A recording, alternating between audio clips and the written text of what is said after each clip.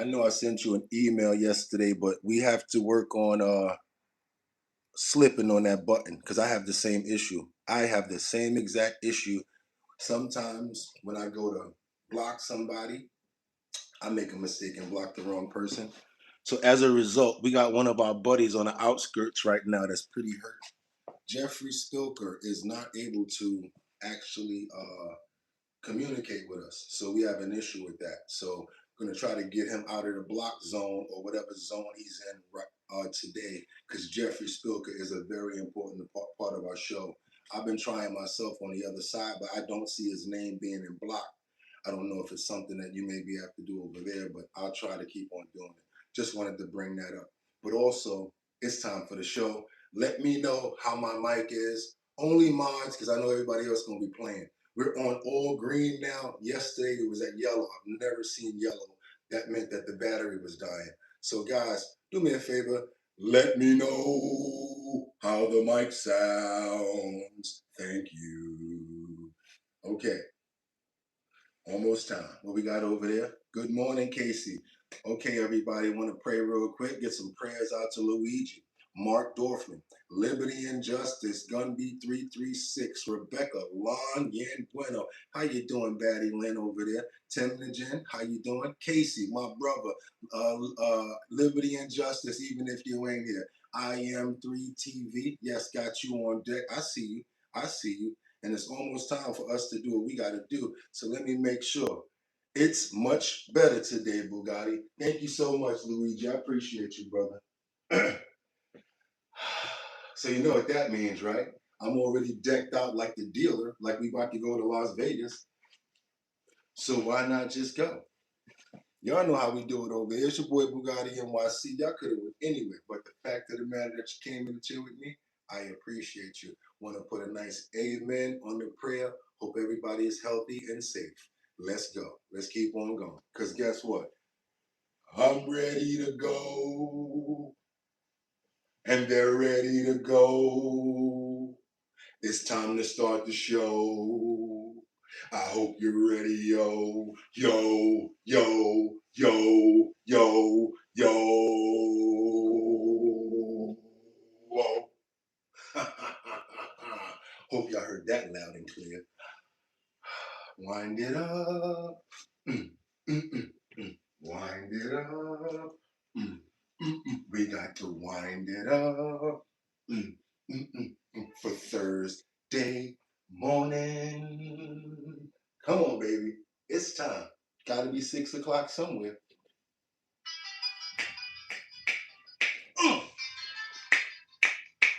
Okay.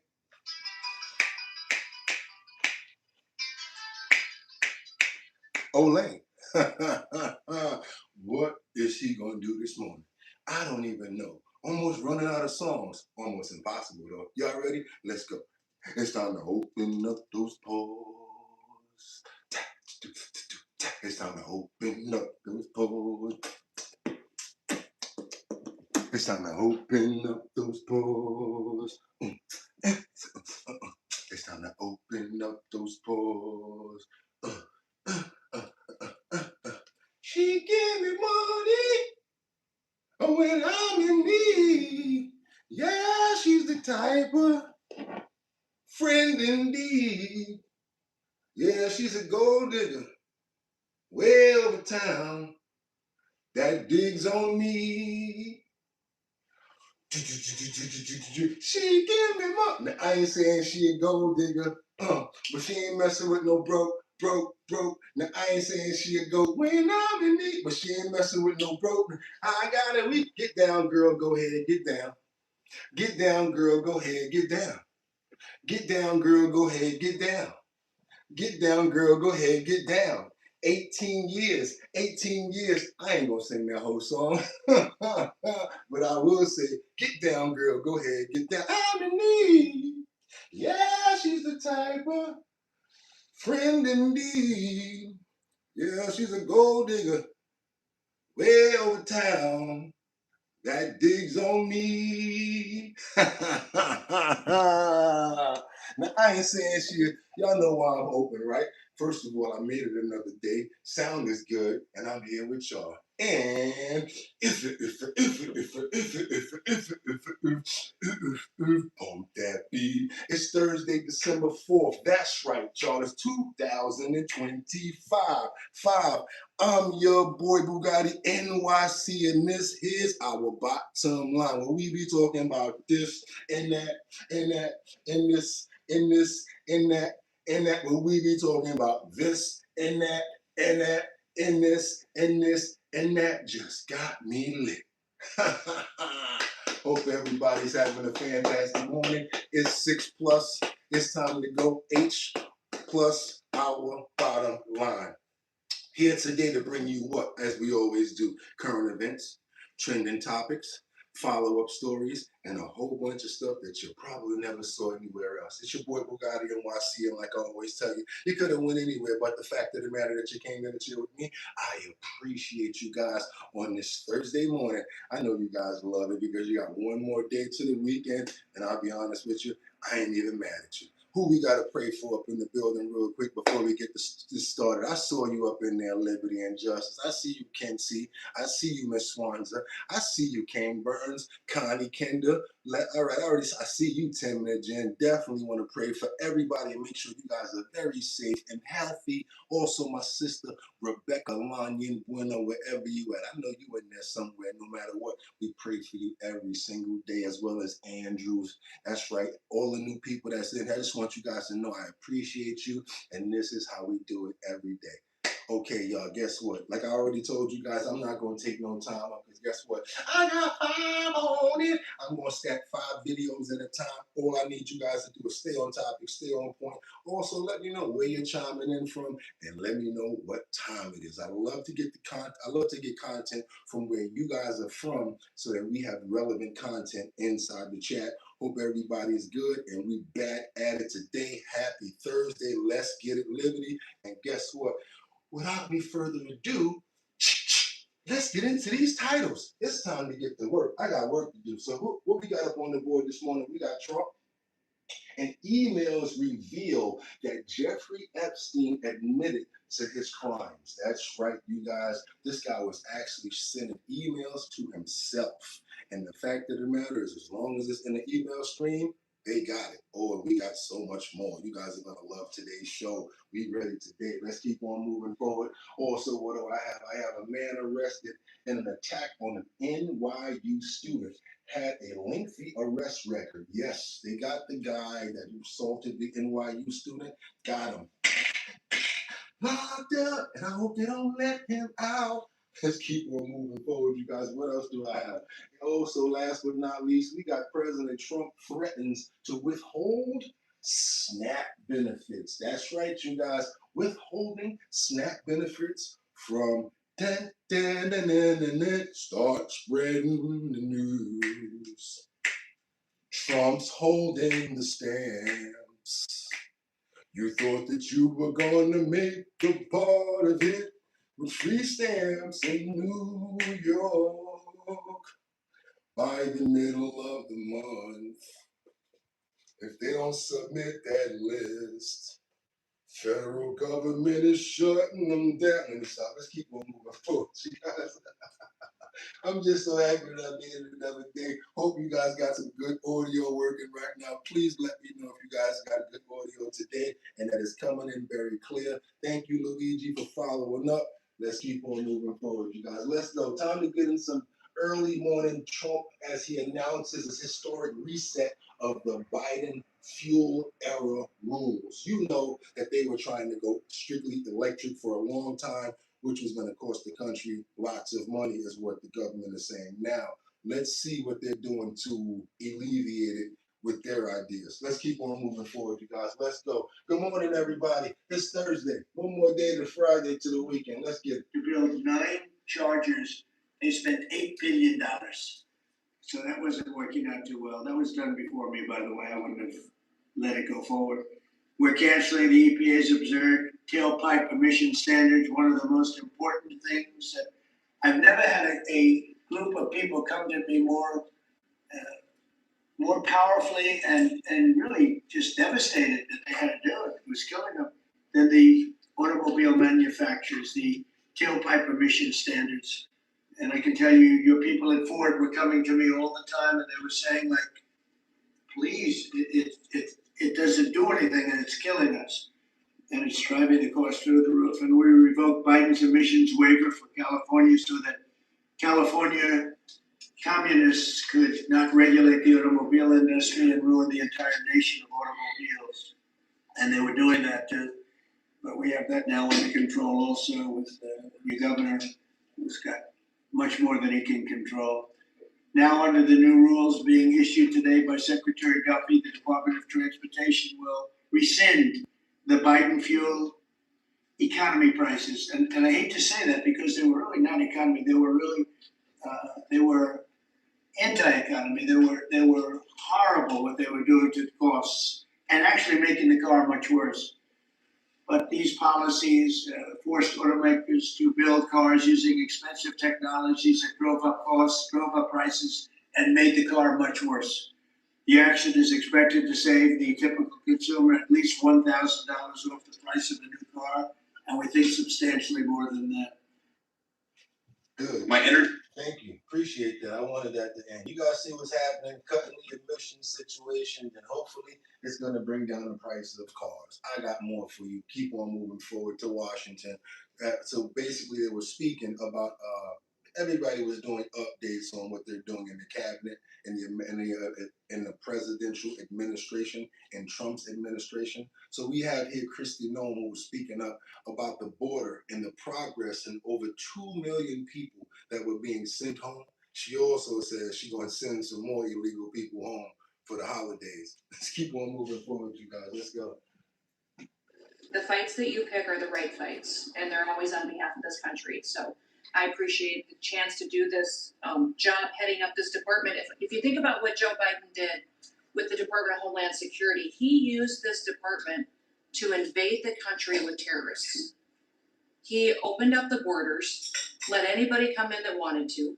He put them on airplanes. He led them through our airports. If they could figure out a way to get to our shores and in our country, he just opened the door and invited them in.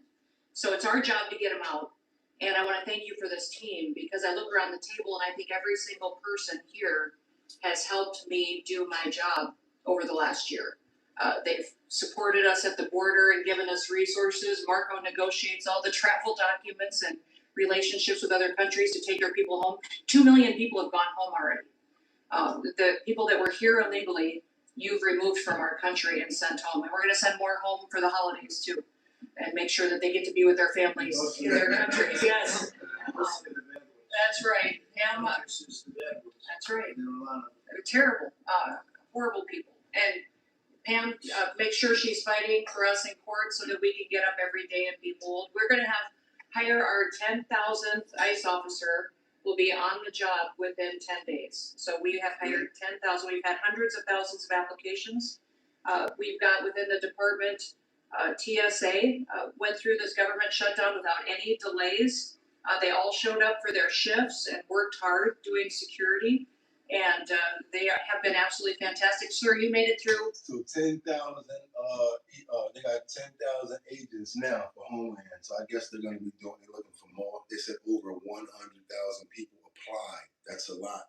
And they already sent back home. Well, 2 million people have been sent back to native countries as well as other countries. Let me know what you guys think about the progress and or not. If you don't feel that way, double tap that screen. Let's get those likes up. I really would appreciate it, because what it does is it gets more people over here to see what we got going on. And I have a really good show lined up for you guys today. No problems with audio, and let's keep on moving forward. Hot damn. That's right, Tim the Jim. Let's keep on going. Washington, Trump and the Somali situation. He basically says he doesn't want them in our country. I'm not saying he is. I'm just reporting the news. Don't beat me up. I'm just a messenger. Let's get it. No, I think that Waltz is a grossly incompetent man. There's something wrong with him. Okay? There's something wrong with him. And when you look at what he's done with Somalia, which is barely a country, they have no anything. They just run around killing each other. There's no structure. And when I see somebody like Ilhan Omar, who I don't know at all, but I always watch her for years. I've watched her complain about our Constitution She's being treated badly. The Constitution of the United States of America is a bad place. It hates everybody, hates Jewish people, hates everybody. And I think she's an incompetent person. She's a real terrible person. But when I watch what is happening in Minnesota, the land of 1,000 lakes, or however many lakes they have, they got a lot of lakes. But this beautiful place, and I see these people ripping it off, and now I'm understanding, and you're gonna look at that's good. I hear they ripped off Somalians, ripped off that state for billions of dollars, billions, every year, billions of dollars, and they contribute nothing. The welfare is like 88%. They contribute nothing. I don't want them in our country, I'll be honest with you. Somebody say, oh, that's not politically correct. I don't care. I don't want them in our country. Their country's no good for a reason. Their country stinks, and we don't want them in our country. I can say that about other countries too. I can say it about other countries too. We don't want them now. We have to rebuild our country. You know, our country's at a tipping point. We could go bad. We're at a tipping point. I don't know if people mind me saying that, but I'm saying it. We could go one way or the other, and we're going to go the wrong way if we keep taking in garbage into our country. Woo! What y'all think about that? They said that was a rather strong comment that he gave right there. You know how we do over here? We try to play both sides of the coin. So let's see what we got going on with the response from Ilhan Omar. And joining us now for her first interview since the comments from the president is Congresswoman Ilhan Omar of Minnesota. She came to the U.S. from Somalia as a child, became an American citizen about 25 years ago. Congresswoman, thank you for being with us. The president attacked you personally yesterday, and I want to play more of what he said. Ilhan Omar is garbage. Somebody said a good line right here. Y'all can roll your joints and fix your coffee and pick your nose, but you can't double tap the screen. That's just lazy. That's funny, y'all. Come on, double tap that screen and get those likes up. It actually helps more people get over here. I'd appreciate it. We did pretty bad yesterday. I'm working overtime right now, trying to get you guys good content. Let's go. Let's keep going, y'all. Let's go. She's garbage. Her friends are garbage. These aren't people that work. These aren't people that say, let's go, come on, let's make this place great. These are people that do nothing but complain. Congresswoman, how do you respond to that? Well, thank you, Anna, for having me. I would say the president's obsession with me and the Somali community is really unhealthy. It's creepy. And I hope that he gets the help that he needs. It sounds like he is trying to deflect from the failures that he's had as president. His immigration rates are not going in the way that he's expected. We know that the tariffs are not working to make life affordable. Well, you know, I'm trying to look as innocent as possible and things like that. And let me try to just shift the blame to all types of other stuff, okay? Because we actually don't even bring anything to the fabric of the community. And we try to blend in with African Americans and real black people that have been here for a long time and say that we're part of them. But even if they come around us, we won't even accept them. Okay, cool. Let's keep going. For Americans, we know that he is afraid of what is in the Epstein files, as he is fought to be the head of the pedophile protection party. And we know that right now he is being investigated for war crimes that he might have committed when he ordered what seems to be illegal attacks against boats in the Caribbean. Your district has the largest population of Somali immigrants in the U.S., around 80,000 in the state of Minnesota. This isn't the first time the president has made derogatory comments about your community. Last week, he threatened to end temporary protected status for Somali immigrants in the state. He led. Okay, it's proof time. I'm tired of this crap, all this proper, whatever crap. It's proof time. Let's break it out right here. What we got going on over here is a situation that I really want to keep on moving forward now. Now, we got Somalian immigrants allegedly tied to fraud schemes and abuse. Let's get into it, you guys. We're going to start cutting this down and getting into it. A massive fraud scheme uncovered in Minnesota found money intended for social services has been allegedly siphoned indirectly into the pockets of the Somali terrorist group Al-Shabaab. Somali immigrants in Minnesota have reportedly been abusing systems meant to help the most unfortunate among us, including the latest federally funded autism services. The autism fraud scheme reportedly amassed 14... I got you. I saw what you said in the comments. I saw what you said. That's why I got to back you up as a co-host. You basically said she was allegedly stealing money. These people were stealing money from the autism, right? So I had to back you up. $1 million through Medicare claims for services that were never provided involving kids who never had autism. And the Somali immigrants behind this web of schemes have allegedly stolen billions from taxpayers, much of the money going back to the Somali government, where it would then end up in the hands of terrorists. Manhattan Institute investigative reporter Ryan Thorpe was one of the first exposing the schemes for their ties to terrorism. With us now. So because we're exposing the truth and telling what's going on, Heavenly mad at me, y'all. Don't promote this channel. How about this, y'all? Double tap that screen, get those likes up if you really appreciate the content that you're getting right now, right? Hit that like button, subscribe to the channel because we already at 60,000 plus and we're headed to 70. You ain't even gonna hear me talk about 60,000 anymore. Or you're gonna hear me talk about, yeah, we're trying to get up to 70,000 subscribers now. And then when we get to 70, I'm gonna say, yeah, we're trying to get up to 80,000 subscribers now until y'all see that plaque right there. That's what I'm working for. Yeah, 40,000 more. Stop hating because I'm going to keep on working. It's not going to stop me. Now, Ryan, a line from your story stuck out. The largest funder of Al-Shabaab is the Minnesota taxpayer. And you cite an unnamed source for that. What is the evidence that Don't play.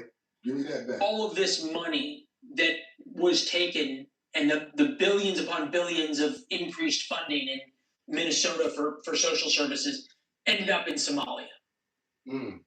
Well, billions of dollars of government welfare money is missing in the state. Don't mess up now. Billions of dollars is missing in government money from the state of Minnesota. How do we define missing?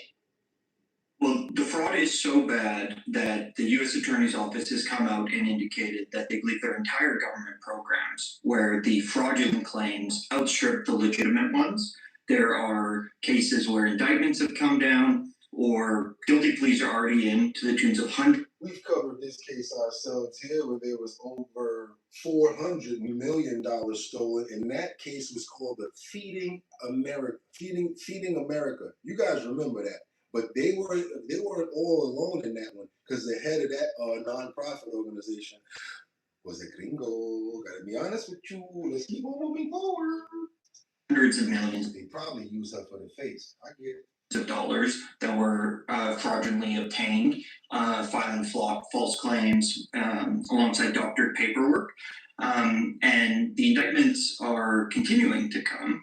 And the U.S. Attorney's Office has made very clear that this is a network of fraud schemes stacked upon fraud schemes, and that while the true dollar figure in terms of stolen funds at this point isn't quite clear, it's safe to say that we're talking about billions of dollars. Because it was at least for 5 years. So it's like $1 billion a year. It's about $5 billion or less. Let's keep on moving forward, you guys. Now the Treasury. Let's get into it. Minnesota now in the federal spotlight as the president and top officials call out programs and entire communities in our state. Thank you for joining us here at 5. I'm Leah McClain. I'm Paul Folger. Let's take a live look at the White House right now. It's new threats and investigations. Well, they've been coming in all day, and our team is on top of all of this developing story. Those feeling the impacts from truck drivers to reports of a surge of immigration officials that are headed to the Twin Cities. Our team coverage starts now with Eric Shalou and how the governor is responding to allegations of fraud involving tax dollars. Eric? Yeah, Leah and Paul, we're also hearing from Republicans in both chambers here at the Capitol reacting to the Treasury Secretary talking about an investigation into fraud here in Minnesota. Minnesota's Governor Tim Walz answering our questions today about allegations raised by the White House. Remember, first he said there was no corruption and there was no money that was being stolen. Remember that, right? Now all of a sudden you're going to hear him say, this possible. How would I know? Criminals can find ways. The U.S. Treasury Secretary announcing a federal investigation into allegations involving Minnesotans' tax dollars may have been diverted to the terrorist organization Al-Shabaab. The comments posted directly above an online article on the topic. On Monday, the White House posted about President Donald Trump's recent comments focused on Governor Tim Walz that Minnesota has become a, quote, hub of fraudulent money laundering activity, while calling out members of the Somali community. It led to the president and governor sparring recently on social media. Governor Walz was asked Tuesday about his take on word of a possible federal investigation. If they want to help us, I welcome that. I think they do an investigation, find out, but I don't think anybody in here really believes their motive and their timing is about actually doing something about this. Governor, just a quick follow-up to that. Have any of the state agencies that you oversee ever identified any fraud and money being sent overseas, being used for any illegal activity?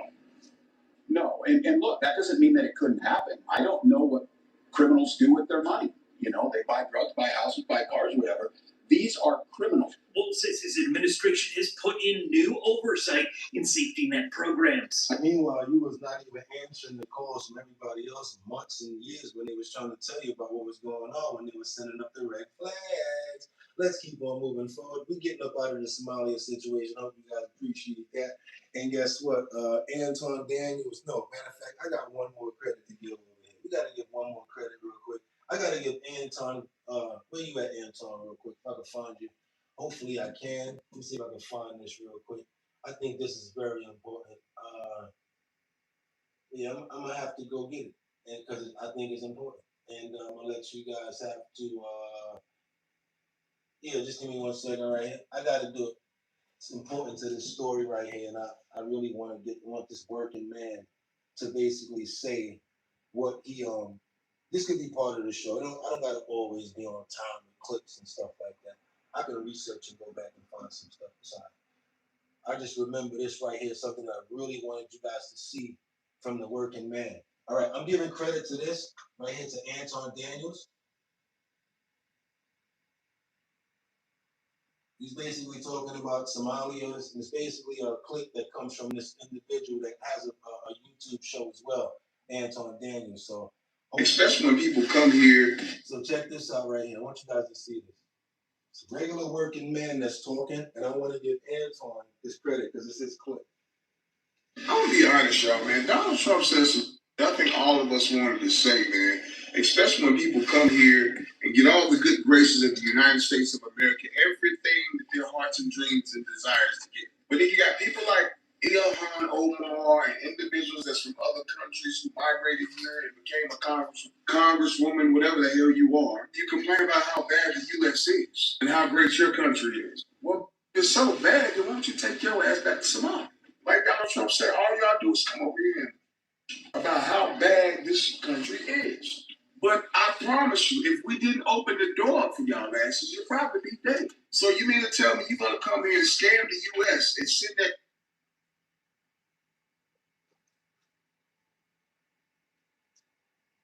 Come on.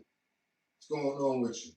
You got Verizon now. There shouldn't be any more issues paying the big high dollar prices. Back to your country, using our welfare system to fund terrorists. And yes, y'all motherfuckers fund terrorists. They skim off the top. I mean, come on now. When the last time you heard somebody say we booking a trip to Mogadishu? Please. I mean, the same thing when I hear illegal immigrants come over. That's crazy.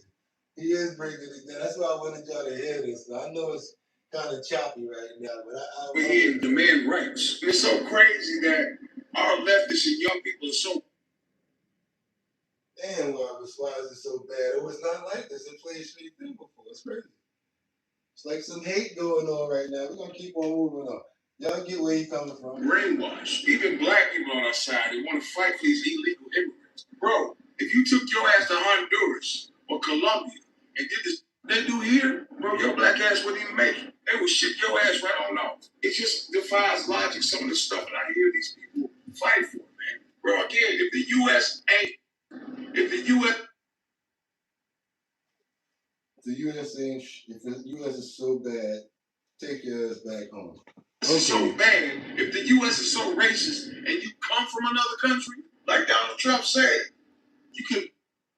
But once you take your ass back home, I thank you. Appreciate that, Anton. Even though it was a little choppy on my side, but I really wanted to get that out. Let's keep on moving forward right now, you guys. We got to keep on going.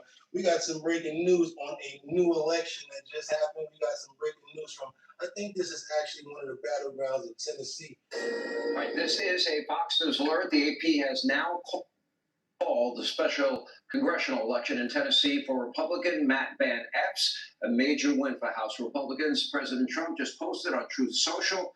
Congratulations to Matt Van Epps on his big congressional win in the great state of Tennessee. The radical left Democrats, they threw everything they had at him, including millions of dollars. Another great night, the Republican Party. Here now with reaction, Texas Senator Ted Cruz. These elections are very nerve-wracking to me because most people don't know that the election is happening. In this district, the way it goes all the way from Kentucky down to Alabama, most people don't even know what district they're in. Well, and look, that's the danger of any special election, that you have whoever's pissed off, they know about the election. And right now, the people who are pissed off are the left. They're the people who hate Donald Trump. And so this was a very red district, and it was dangerous. We could have lost this district because the people who showed up, many of them are the ones that are motivated by how much they dislike President Trump. At the end of the day, we won this district, and I think look, all of that, everyone is looking through the crystal ball. What does this mean for the midterms in a year? It's going to be a turnout election. And the left will show up. Hate is a powerful motivator. They hate President Trump. It doesn't matter. He could cure cancer. He could feed the entire world and they would hate him. There's nothing he can do to change that. What we've got to make sure is, number one, the conservatives show up, but number two, that just the common sense middle, regular people who, what is dangerous in an off-cycle election is people that are feeling complacent, like things are going well, I'm happy, and the danger is those folks stay home. We've got to set out the alarm bells that if we allow the Democrats to flip the House, to flip the Senate, it is an absolute catastrophe. Better keep on moving forward, you guys. Your boy is putting in some work today. Hope you guys appreciate the content. Thank you for all the hundreds and the fire. What we got going on over here? I'm in the comments now. What y'all got for me? Tyrone also helping our country be safe and keep our money for America. You see, he working, right? He said, "Don't worry, Tyrone. We'll wait for you. Make one trip." Why y'all dissing Tyrone? Tyrone over there working. Tyrone Trump isn't a felon. Oh, it must be somebody in the comments that y'all getting that name, Tyrone. Okay, cool. Thought y'all was talking about that guy right there, the working man. His name was not Tyrone. His name was the working man who was talking about Somalia. We got to keep on moving forward, you guys, because we have failure. Well, actually, I'm just going to start this as failure number 1. Even though this is failure number 3, I'm going to say it's failure number 1 for Mamdani in New York. Check this out. Remember when Mamdani promised that he was going to make the buses and the trains free? Y'all should have known that wasn't going to work. They're already ripping us off on 59th Street with a new toll that they may as well have out there, the police over there. Matter of fact, they do got the police over there enforcing it. And also, they're raising the trains to $2.90. So we got Mamdani who fooled everybody, thought that he was going to freeze rents. That ain't work. Now he over here at the train station talking about he gonna get free buses and all of that to go. Guess what they said to that? We might give y'all some discounts, but as far as free, When we chat about free in New York City, yeah man, okay. Free what? Be free to get up out of my face. Let's keep on going, y'all. Failure number 1. I'm gonna just call it failure number 1, but I'm gonna start stacking the deck on your boys' failures because it's really failure number 3. TA Chairman General Lieber says his plans for 2026 include cracking down on bus fare evaders and cheaper fares for low-income New Yorkers. Well, Lieber says he's not sold on Mayor-elect Mamdani's plan to offer free bus service. Our transportation reporter Elijah Westbrook joins us now with more on all of this. Elijah. Mary Chris, General Lieber is making it clear the MTA is backing away from the idea of free bus service for everyone. Instead, he's pushing for discounted fares for low. So I don't know about free, but I need a discount. You know what I'm saying? That's basically what he did. I don't know about free, but I can give you a discount. We're gonna charge y'all $2.50 instead of $3. Damn, like Mom Donnie, what happened? Abba-doo ba-ba-ba-bee-ba-ba-boo-ba-ba, and the boo the bing bang bong. Wait a minute, you're not even speaking English right now, sir. You said that you're gonna be Abba-doo, yeah, all right. And then it's next failure, next failure, next failure. And then next year, next time 4 years, I'll run against him. If I get enough votes, I'll run against him. Let's go. Low-income riders both on buses and subways. Here's Lieber on stage during Tuesday's wide-ranging speech on the state of the MTA, where he also discussed the agency's efforts to crack down on fare evaders. He says the proposed move wouldn't be done with police, but with fare agents. Operating under a European-style enforcement model, those agents could ask a rider at random to confirm their payment by seeing their tapped phone or Omni card. And lastly, Lieber wants to speed up bus service by expanding dedicated bus lanes, pushing the city to deliver on promises around bus lane expansion. Oh boy, what about the free buses? You still ain't getting into that. Y'all said y'all was gonna work it out where these people can get these buses for free. What's going on with this? Issues of cheaper fares and fare evasion certainly have New Yorkers talking. Do you think buses should be free? Should they be cheaper? Why? Because, everything free is bad. It's not free. People pay for tax. Your taxes paid. Some people can't even afford $2.50 to get to work, let alone $3. Well, we already have a lot of homeless on the bus.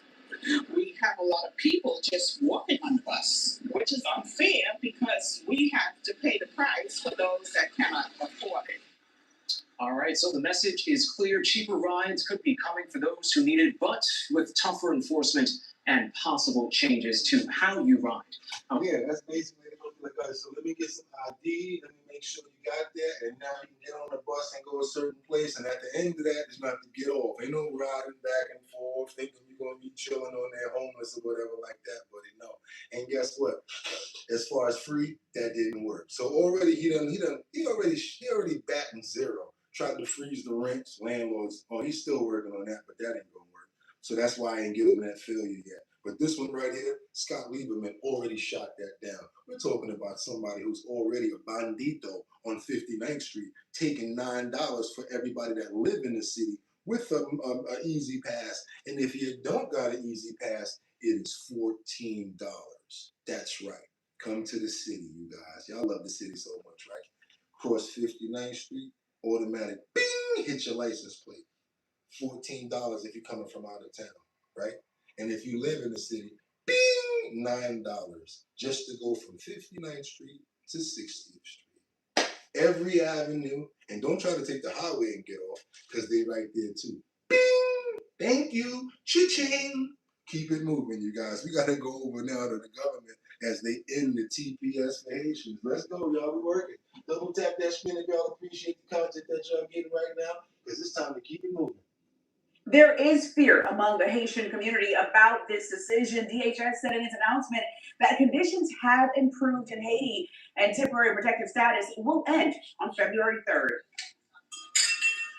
In Jeffrey, we feel it in everywhere. families. In the churches, everywhere. We feel the impact of the immigration fallout. Say the end of temporary protected status is a major blow to the Haitian community. Whether you directly have a family member that's impacted or not, you have a friend. Or you have a friend that has a friend that impacted through that, with that situation. So we all feel it in some kind of way. I spoke with Emmanuel Similis at his Del Rey restaurant. He says his niece is on a deadline. But she was allowed for 2 years, and her 2 years was expired. Similis says his niece is among the 300,000 Haitians who will lose protected status in February after the Department of Homeland Security said Haiti no longer meets the statutory requirements for TPS. The notice from DHS Secretary Kristi Noem called on Haitians on TPS to prepare to depart if they don't have any other way to legally stay in the U.S. The job is already on the line, the driving is already on the line, and everything else. It was all right when the rice was there by itself. You saw scooping that loose doodle in there. It was a rat. Said loose doodle, he was squirting. What was that? Indians, they make the same meals that the Indians make. Y'all seen that stuff? He was putting in that bowl. Look like some loose boo-boo. All right, y'all. And it's ending for Haitians. We're gonna keep on moving forward now because we got to get on over to Trump as he's threatened to withhold. Start spreading the news. Snap's leaving today.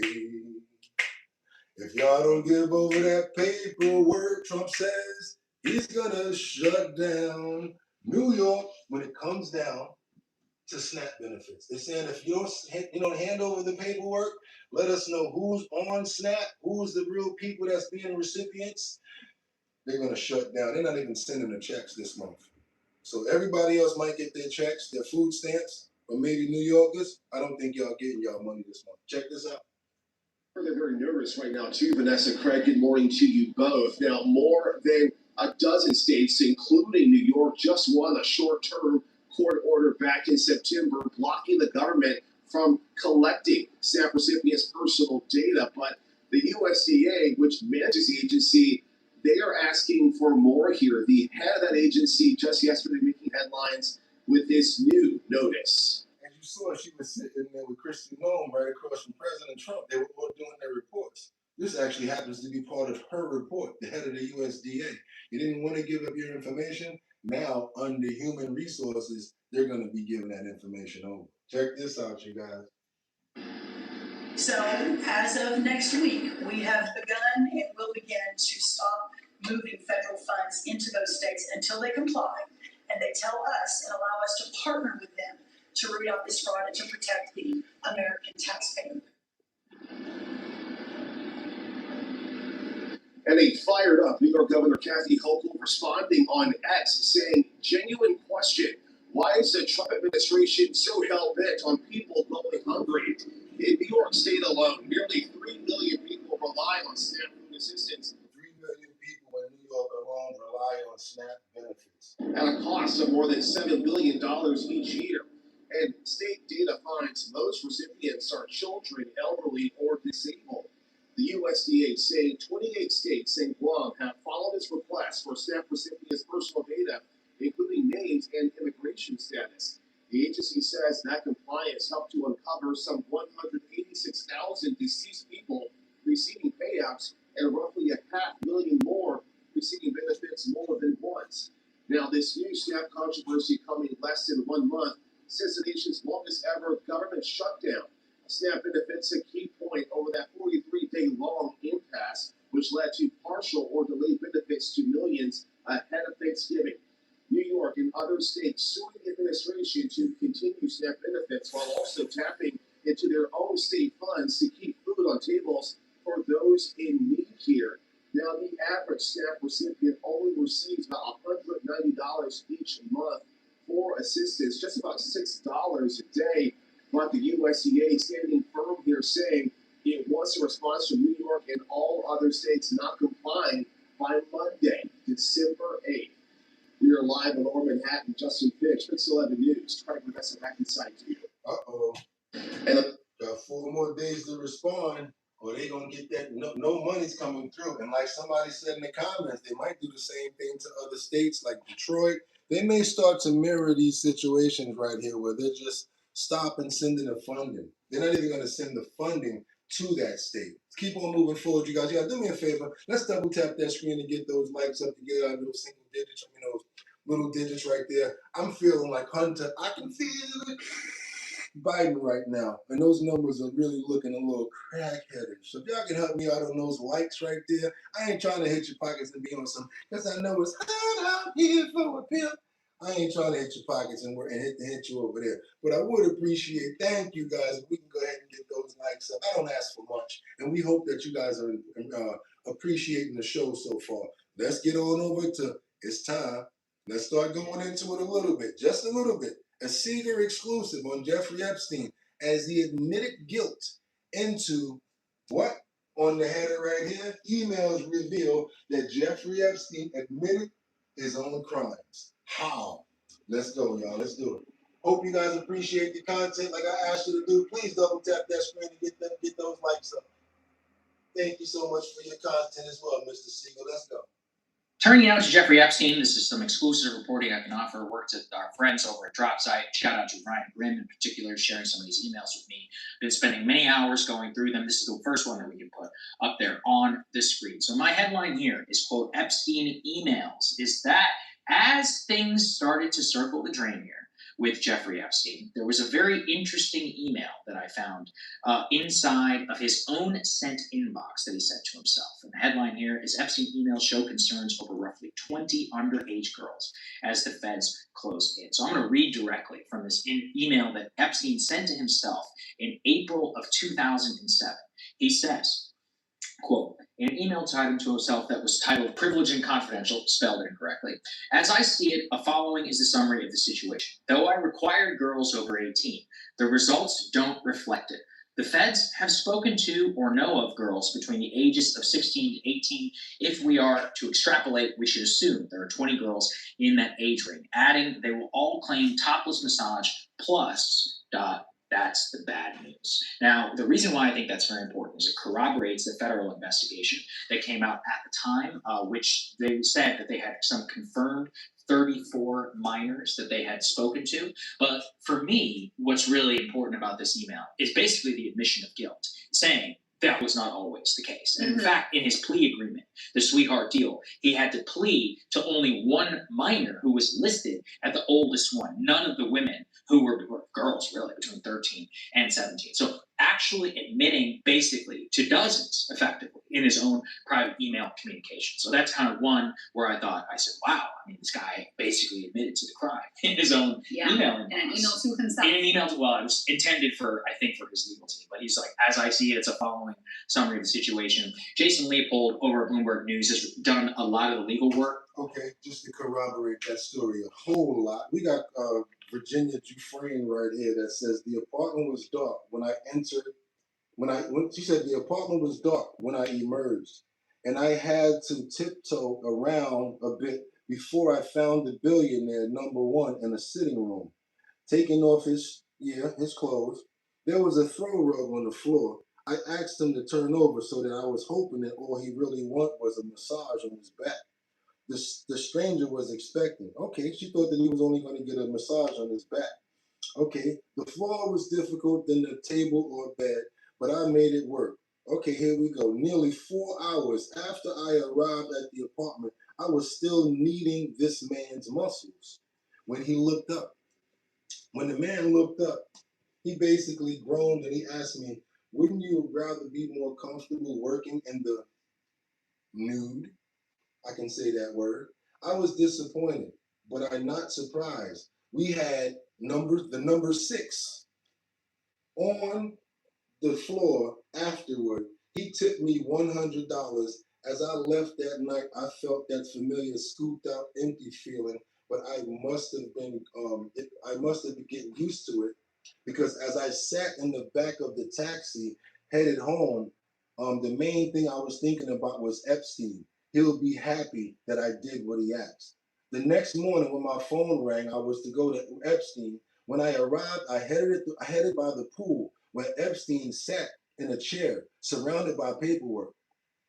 How did it go is what he asked me. Okay? And then the next thing you know, like it was a final exam, he asked me, or a root canal, or some sort of everyday activity. I told him I did everything that anyone required of me, and his friend seemed satisfied. He grinned and popped a red grape in his mouth and walked back into his office. I had pleased him, and I was dismissed.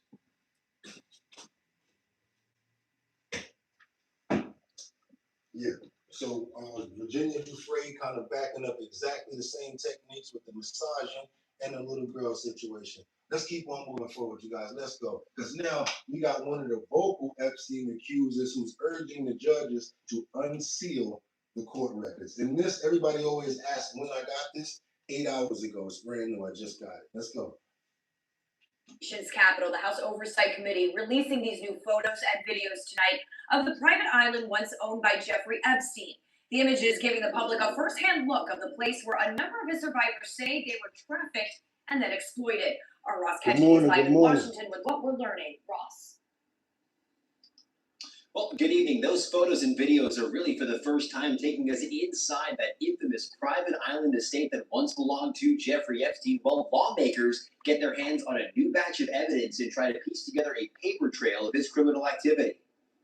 We need to follow the money. We need to be able to know who paid whom for what. The House Oversight Committee, now in possession of Jeffrey Epstein's financial records, handed over by JP Morgan and Deutsche Bank. There were more than $1 billion in transactions in this particular sex trafficking scheme. It comes as new documents show a never-before-seen look into Epstein's private villa in the U.S. Virgin Islands. Photos and videos show the lavish living areas and ocean. Can y'all do your boy a favor? And I love to get more people over here to see stuff like that. That's why we research so hard and we dig and dig and dig. You know what I'm saying? All I really would appreciate you guys to do is double tap the screen, hit those 3 dots, and get that like button going and get more people over here. I think it's well deserved with the work that we're putting in. And I ain't trying to hit your pockets either. I ain't trying to, because I know it's real out there. And like I always tell you, I got some Bustelo in the kitchen. Just want to try to get those numbers up on the likes, because when you get the likes up, YouTube sends up a notification and it sends much more people over here. Trying to get some real good numbers today, you guys, and I think we deserve it.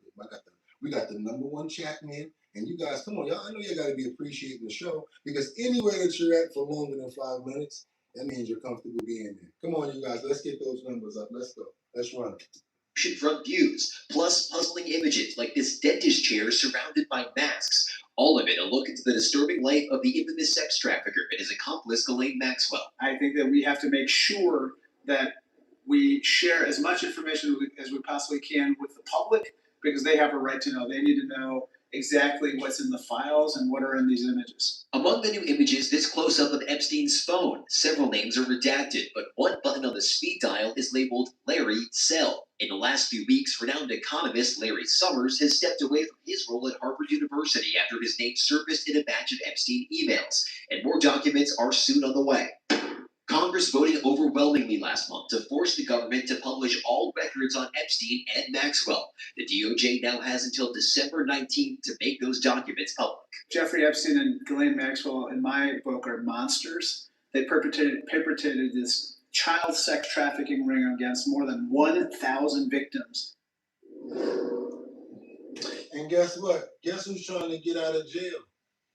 Guess who's trying to petition to get out of jail? Y'all already know.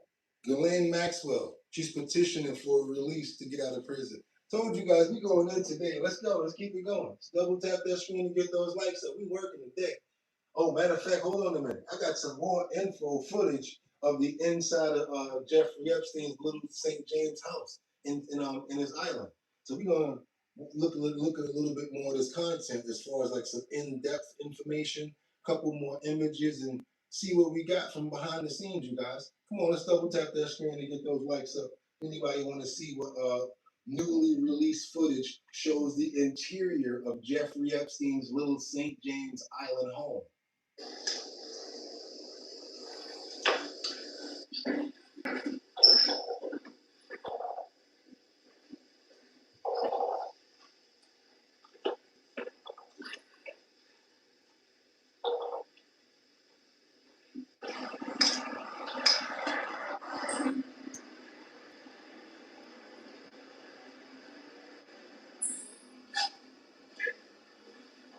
Spin this all over here.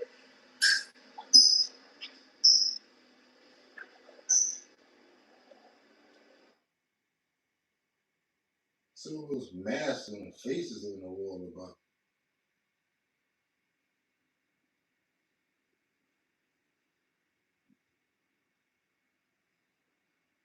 What do you need a dentist chair for? You know, dentists.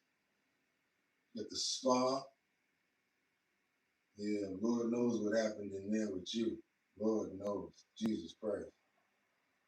Larry Sell, Patrick Sell, Mike Sell, Darren Sell, Rich Office. You got them on speed dial. And you got a couple of them. They got a couple of them redacted. If y'all saw that, a couple of them they put their name on there. That's his bedroom.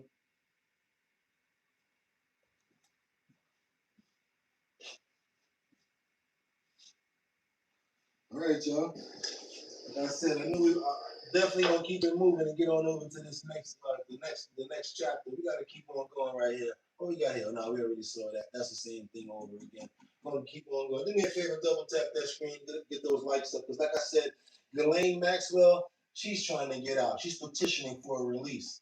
Ghislaine Maxwell, Jeffrey Epstein's former girlfriend, is planning to ask a judge for her release from prison. In a letter to a judge filed today, Maxwell's attorney said she will soon file a petition seeking her release. The filing does not say what grounds Maxwell will argue to seek her release. The U.S. Supreme Court recently rejected her appeal of her conviction and sentence. Yeah, so they already knocked her down when it came back to that appeal. So she ain't get that. So now I guess she's just going to petition. I don't think none of this is going to work. And hopefully, I'm praying that she does not get a pardon. She does not deserve a pardon at all, Geppetto. Y'all do your boy a favor, double tap that screen, get those likes up. Let's go ahead and go over to New York, Manhattan, where a man has been arrested in an attack on an NYU student. They found him sleeping inside of an apartment building, and they finally arrested him. You guys, we showed you this story probably yesterday and the day before. Well, finally, the suspect has been apprehended. An NYU student speaking out after she was randomly attacked in Greenwich Village. A 20-year-old student was on her way to class Monday morning when the man just ran up, slapped her, and then threw her to the ground. Yeah, this morning the man who allegedly attacked her is behind bars, and we're learning that he has a history of trouble in the past of attacking women. Let's get to Eyewitness News reporter Jonathan Rand, Law Force in Greenwich Village. That's an understatement. Jonathan. Pedro and Charlene, good morning. It's kind of your worst nightmare as a student or walking the street of New York City, a random attack and being targeted, not knowing why. That's exactly what happened, and it was caught on surveillance right here in this area near NYU. You can actually see this girl walking down the street from her class. It was around 9:30 in the morning, broad daylight, and then the suspect walks up on the side of her, winds up, hits her on her backside, and then hits her again before walking off. She, of course, reported that to police. He was later caught. He's done this at least 3 times. Just came home from jail for doing the same thing. Yesterday, actually, and he was identified by police as 45-year-old James Rizzo, who is homeless. He was arrested yesterday after police responded to a 911 call. They found him sleeping inside a nearby apartment building near Washington Square Park. Rizzo was charged with assault, sexual abuse, and also persistent sexual abuse for his history of assaults on women. He was released from state prison in September after serving 2 years on a persistent sexual abuse conviction. Rizzo has 16 prior arrests. Court documents revealed that 2 years ago, he groped a 33-year-old woman's breast on Green Street, also here in the Village, and then asked, "Oh, you want more?" Rizzo also has a prior murder charge from 1997. The victim, meanwhile, who identifies herself as Amelia Lewis, is speaking out this morning on X, saying she's relieved that there has been an arrest. And like I was honestly in shock, like I wasn't crying yet, and I was like, oh my god, like what the hell was that? And then this like really like nice guy came up to me and like helped me call the police after, and like I made a report. But like that was honestly like the scariest experience of my life. NYU now releasing a statement reading in part, "We take this incident very seriously. We're continuing to offer support to the student and our campus safety department." Yeah, support, whatever. How about more police on the streets so that stupid people like that ain't even doing stuff like that? Or how about not letting them out so lenient with just 2 years and seeing him as a repeat offender doing the same thing? Hopefully just for that, he might get a little bit of trouble. They're not going to keep him in jail for that, but Lord knows what he could do. Hopefully he doesn't do worse. Let's get on over here, because this almost or could happen to anybody. You ever go to another state and do something that you think is just innocent, and then next thing you know, you might get in trouble for it? Probably don't get in trouble for it, but I have to say I relate to this story. I went to Miami one time. A friend of mine, he's got a lot of pals. I took a couple of pictures of him. Only thing I didn't do was put them on the internet, because I don't want no problems. 13 weeks in HELL hockey sticks as this UK man is arrested. That's right. After he took a couple of pictures in Miami on his vacation. He got back to the UK. Next thing you know, got him. I can't believe this. Check this out. We've been bringing you a lot of bizarre stories out of the UK, but the next one might top them all. And the bar is really high for what's going on in England. How about this? British IT consultant John Richelieu Booth. He posted a photo of himself holding a gun while on vacation in Florida. This was over the summer. And when he returned home, he says police showed up at his door. A week later, he was arrested on suspicion of possessing a firearm with intent to cause fear of violence. He spent one night in jail. He couldn't work for weeks because the police seized his phone and computers. He also says the police came to his home 3 more times before the charges against him were eventually dropped. John's story even got the attention of Elon Musk, who posted, "This is why we have the First and Second Amendments in America." That could have happened to anybody, but luckily it didn't happen to your boy because I wasn't stupid. I still got them flicks, but I ain't putting them up on no social network. I know better than that. And we did a real quick check. We zoomed in and we saw the serial. Nah, no, none of that. We'll get that with me over here. Who that over there? Connie Kenda. Thank you so much for the $2 super chat. No more catch and release. Get those likes up to 200. We really would appreciate it if we can get those likes up to 200. It would help get more people over there. Let's get on over to Florida, where we got this crazy attack that happened in South Florida with a firefighter. I don't know what made him do this, but you guys remember Otis and Martin? When Pam, Martin, and Gina and Tommy won a car. They all won a car, like a Cherokee, and they were all driving it around, and all of them had a chance to do their little thing in it. And that one scene where Pam went to the bank, and Otis was like, "Get this car out of here. Girl, I tell you to get this car out of here." He started tearing the car up. And, well, this is what this kind of reminds me of. We got this off-duty firefighter who went Otis on these kids in this golf court, all because of what they call it? Knock and run. What they call it when you knock on somebody's door? Run and bang and run or whatever like that. He got mad that they came and knocked on his door and ran off. So he decided he wanted to chase behind them and do something pretty crazy. Check this out, y'all. Video you'll only see on Local 10, showing when police say a South Florida firefighter ran after a group of teenagers with a bat. He's now facing serious charges. Local 10's Terrell Forney is live in Fort Lauderdale with how he reacted to our cameras when bonding out of jail today. Terrell? Well, Nicole, this firefighter's release from jail was swift, but his alleged moves towards a group of teens was even more swift. And it was all over how police say he responded to a prank. A golf cart full of teens trying to flee a man with a baseball bat. Strike after strike, the enraged man unleashes on the golf cart, causing hundreds of dollars in damage and injuries. Even a passing car tries to defuse the situation.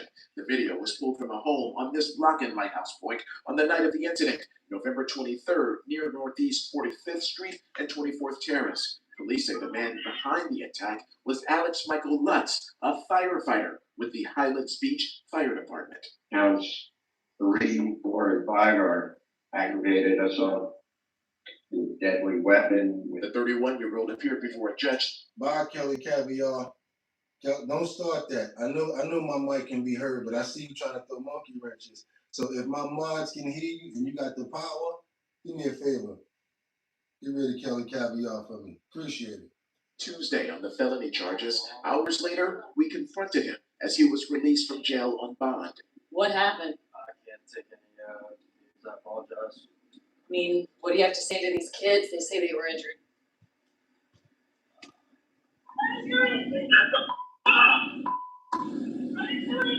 The surveillance video and words from witnesses helped detectives to get a clearer picture of what led up to the attack. The teens on the golf cart were involved in a sinister game of Ding Dong Ditch, where they ring a random doorbell and run. However, Lutz, an apparent victim of the prank, didn't find it funny. And I tell you, a lot of people don't find it funny. The last person didn't run up with a bat.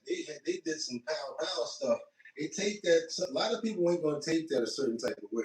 Because some people are going to think that you might be trying to also break into their home.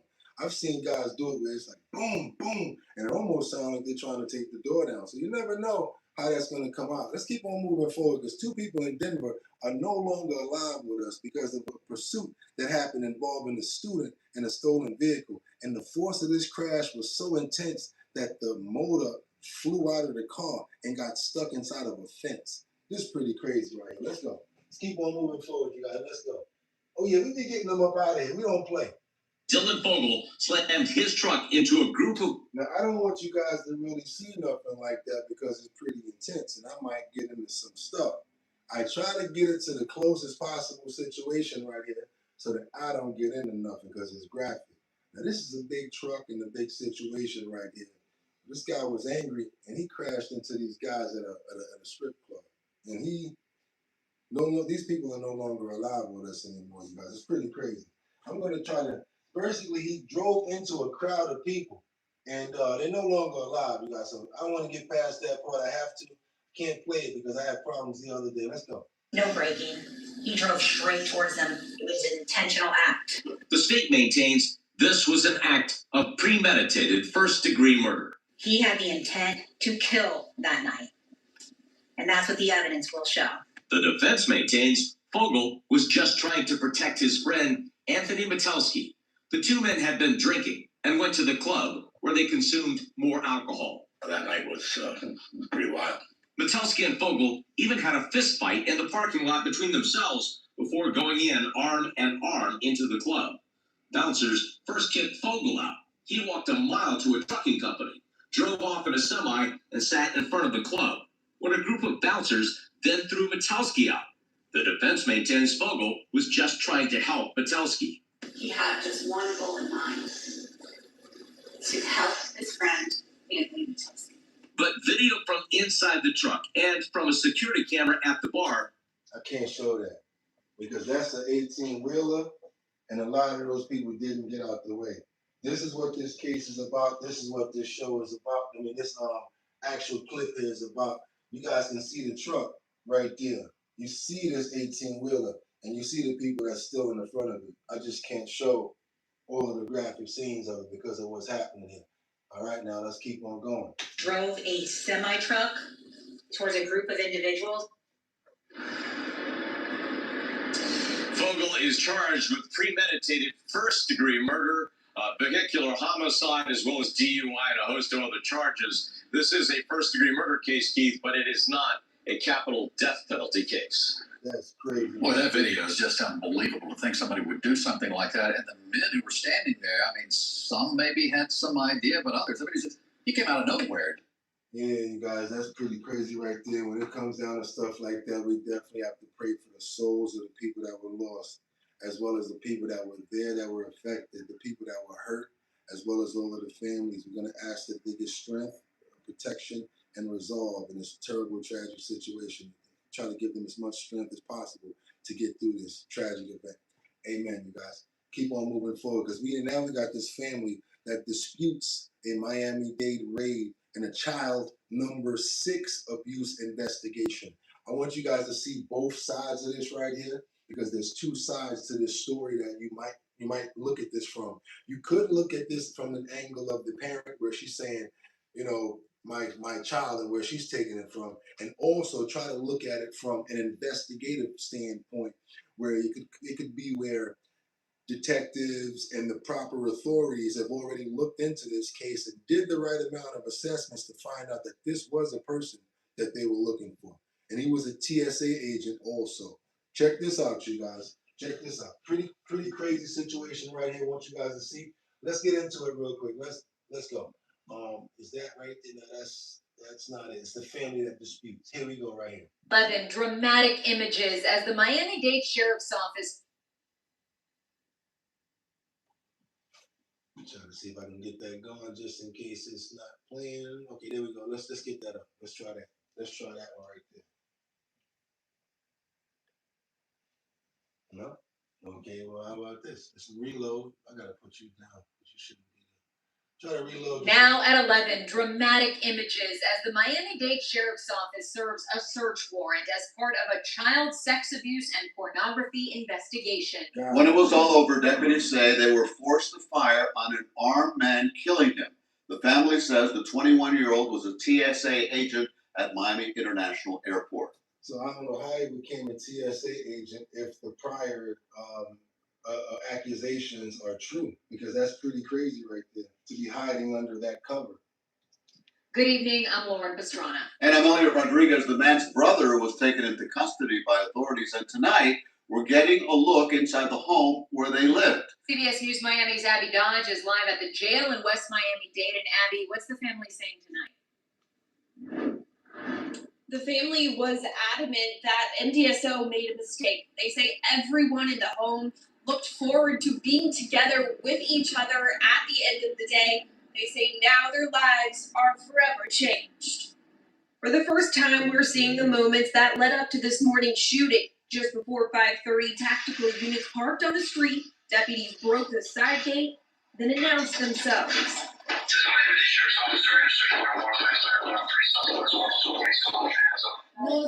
I don't know what happened. The lights went off, and when they came out, they were coming out. That's all we knew. This is the mother of 25-year-old Christian Barada and 21-year-old Christopher Barada. MDSO says they were serving a warrant related to a year-long investigation by the county's Internet Crimes Against Children unit. The sheriff's office says the child pornography and sexual abuse victims range from newborn to 6 years old. They say these heavy charges were met with violence Tuesday morning. A subject, armed, came to the door and confronted our deputies. Our deputies fired their service weapon. They killed him. They killed him. Family members gave us this ring video from the home showing a handful of heavily armed deputies yelling at them to open the door and come outside. The man's stepfather, who lives in the home, says they do not keep weapons in the house. You can see deputies pull people from the home, followed by shots and screams.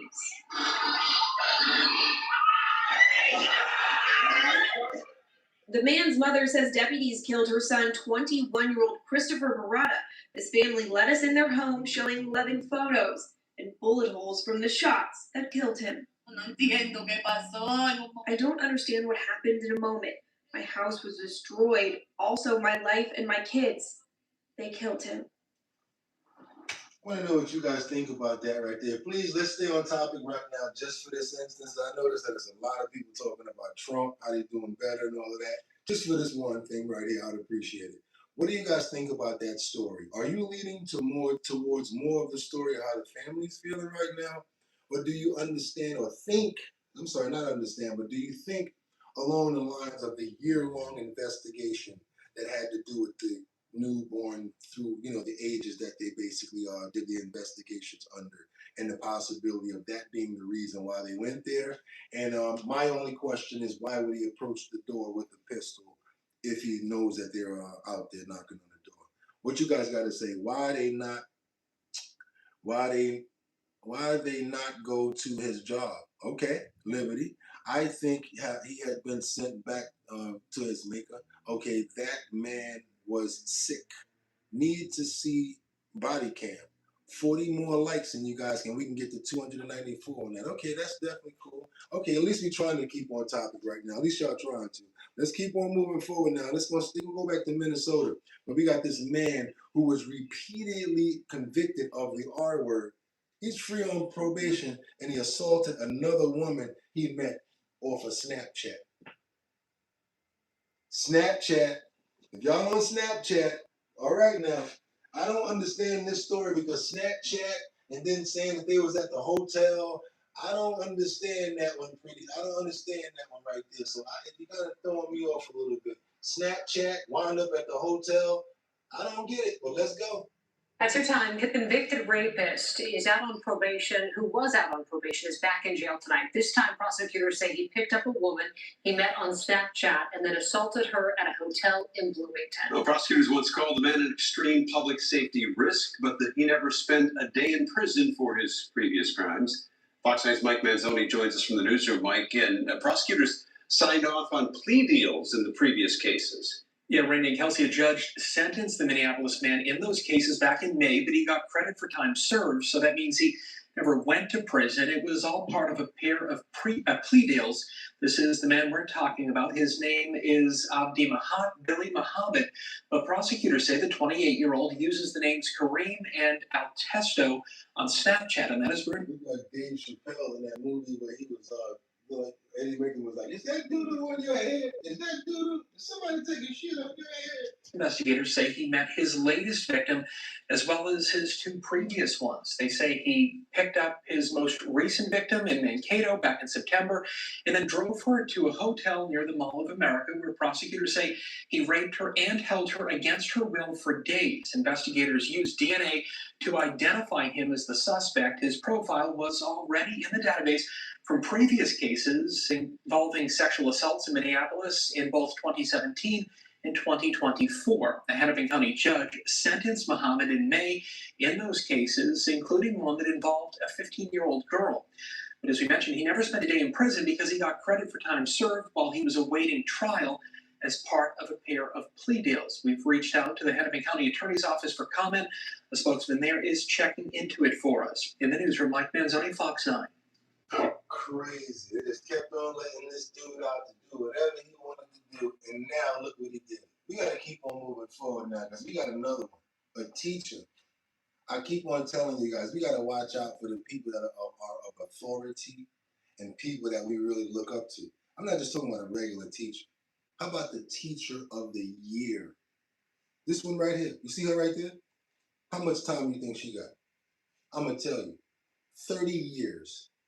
Watch this. Wood chipper on slow. Check this out right here. San Diego's ex-teacher of the year was sentenced to 30 years in prison for grooming two students, age 11 and 12. Here she is at her sentencing. I'm speaking today because I am guilty of my crimes.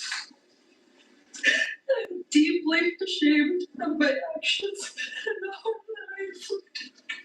I ripped away their childhood. Instead of following the path of what a teacher should be, I let my selfishness override the boys' best interests. So boys this age should be playing outside, feeling carefree, and enjoying their last few years of childhood. And instead, I thrusted them into adulthood. Let's look at a happier time in this video titled. So the reason I show you guys these stories and I ask about the likes and to get more people over here so more parents can be aware, so more individuals can be aware, more elderly people can be aware about the scams, because the more people that see it, you can share the information. Yes, I like the numbers too, no doubt. But why not get the information out there so as many people as possible? Because when you hit the like button, YouTube sends up a notification, and that means more people say, "Hey, what's going on over there?" They click it, then they go in the comments and say, "What's going on over there?" And I'll take it from there.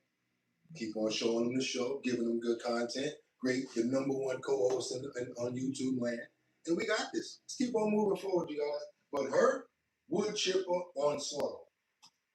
San Diego Teacher of the Year Jacqueline Ma explains how she connects with distracted students.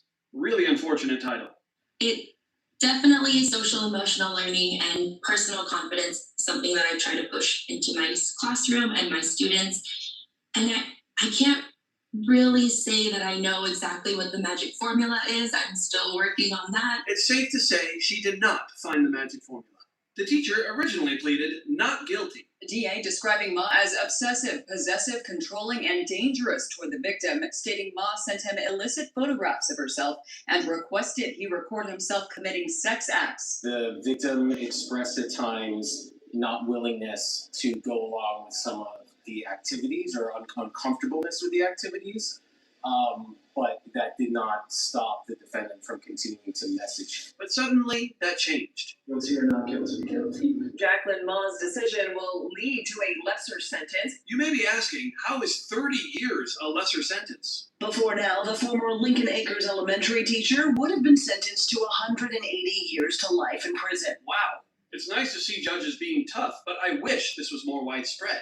A few months prior, we saw another groomer teacher get sentenced, but this one got off much easier. There's no excuse for what I did, and I will not try to offer one. I crossed a boundary that never should have been crossed, and I violated the trust of someone who needed to be protected and respected.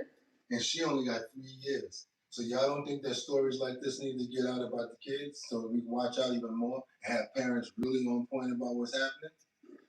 I live every day with the heavy burden of knowing that I caused that harm. Nutley looked startled when the judge lashed out at her for not showing enough remorse. What I was looking for was for you to say that you acknowledge that you pretty much ruined the rest of this high school career. People in the comments are saying, why do women get away with stuff like this? This is insane. Why? Yeah, what else? Because they women. What else? Almost at 200. Let's try to get those likes up to get more people over here. Come on, y'all. Let's get them up. We can do it. We got enough people to make that go up to 200 real quick. Do me that favor. Let's go with it. Let's get it up there. I didn't see it. I didn't hear it. In this situation, I believe that the proper sentence is 3 years in prison on count 1, 3 years on count 5 to be served at the same time. She acting like that's a lot. You lucky you got that. For an aggregate sentence of 3 years in prison. And Emily Nutley seemed a bit surprised by that sentence. She was immediately placed in handcuffs and escorted out of the courtroom. Yeah, I think we need to know about all this stuff. We got the firemen over there acting up, swinging bats at the kids. He's supposed to be protecting us. Then you got that done to them right there. 2 female teachers. There's men out here that'll talk to y'all. What's the problem? Y'all don't want to deal with no men y'all side, y'all age. What's the problem? Pretty looking, somebody said pretty looking woman. What's the problem? Why you gotta go mess with the kids, y'all? Oh man, let's keep on moving forward now, because now this other lady, she got life. Life.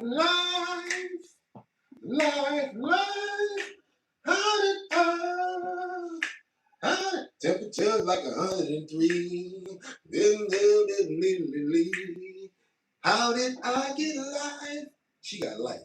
She flew over from Miami and she got life for powing her boyfriend's girlfriend. The ex-girlfriend flew over to Miami to pow the boyfriend's new girlfriend. Check this out. She got life. Do you guys want to say anything? No, Your Honor. I'll say that her PSI did make some comments to the family, so we decided to stay. She'll back that. Well, she wants to read what she can read, but that's 100% up to her. So if you said you had anything else we need to do before sentencing? Okay. With that court-written PSI, read the letters in support of the defendant, heard from everyone who the defendant wanted to speak to you with regard to Ms. Thompson. With that, with Lucy, Kayla. Having said that, and having watched the trial and having watched the jury's reaction to each individual thing that was placed in evidence, and having watched the witnesses testify as to what they testified to, it's interesting that I note that the defendant was in the beauty business, and the beauty business is what led the police to the defendant. The defendant was in the beauty business, and the beauty business what led the police to the defendant.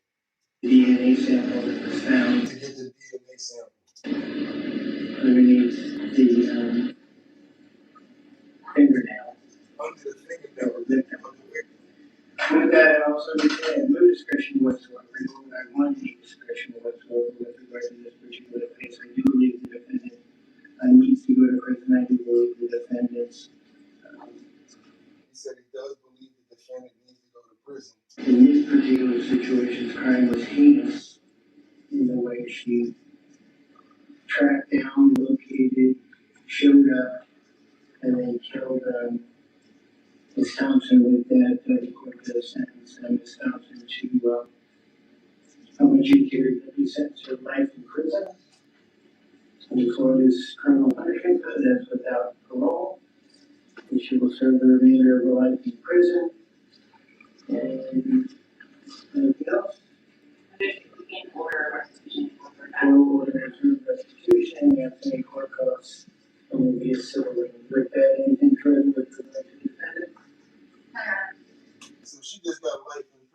flying across state lines to go murder her ex-boyfriend's girlfriend, and she don't look like she even care about it. She just sitting there with the. She don't even care. Now do me a favor, double tap that screen, because guess what's coming up?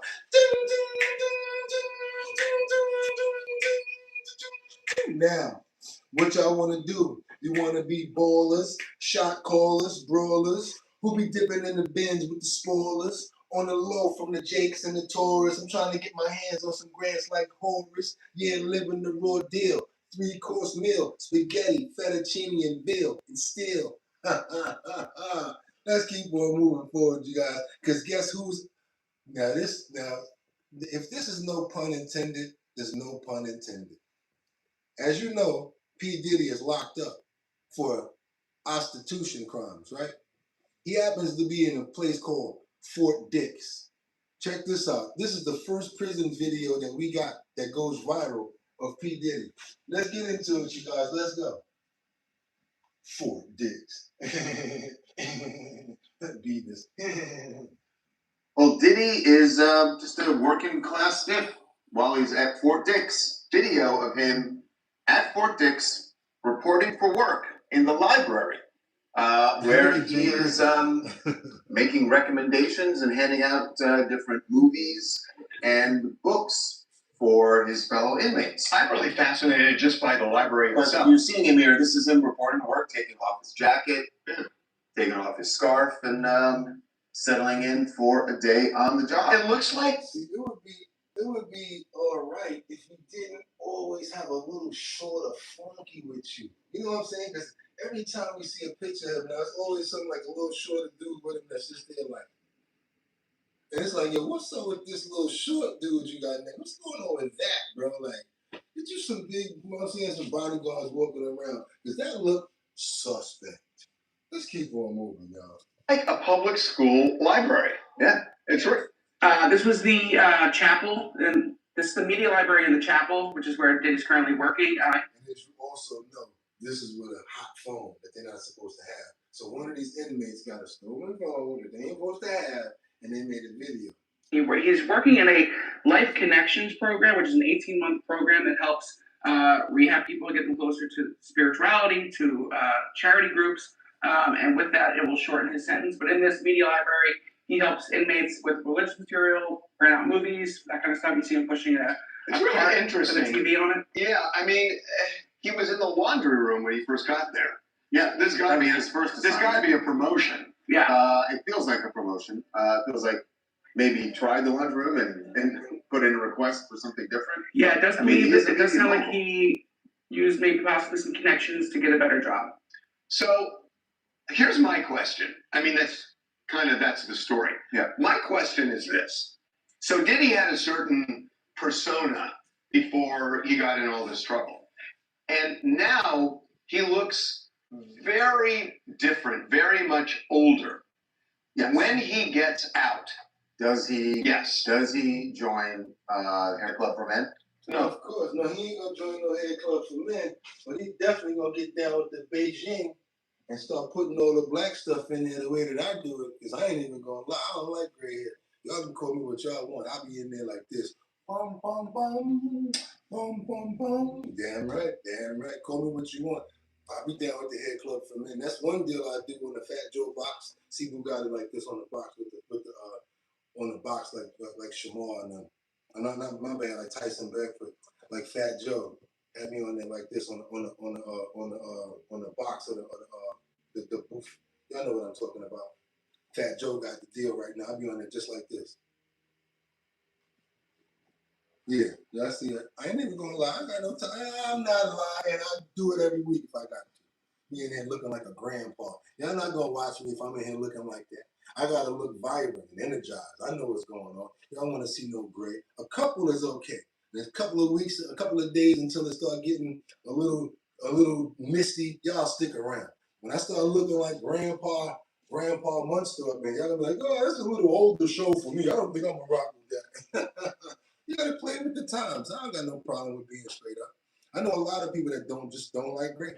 California, we got a pastor. So we got teachers, we got firemen, we got teachers, Sadly, we got a pastor now who's getting a felony charge for trying to meet up with a teen. Yeah, we getting it all out today. We telling on everybody now. Ain't nobody safe over here. We telling on everybody.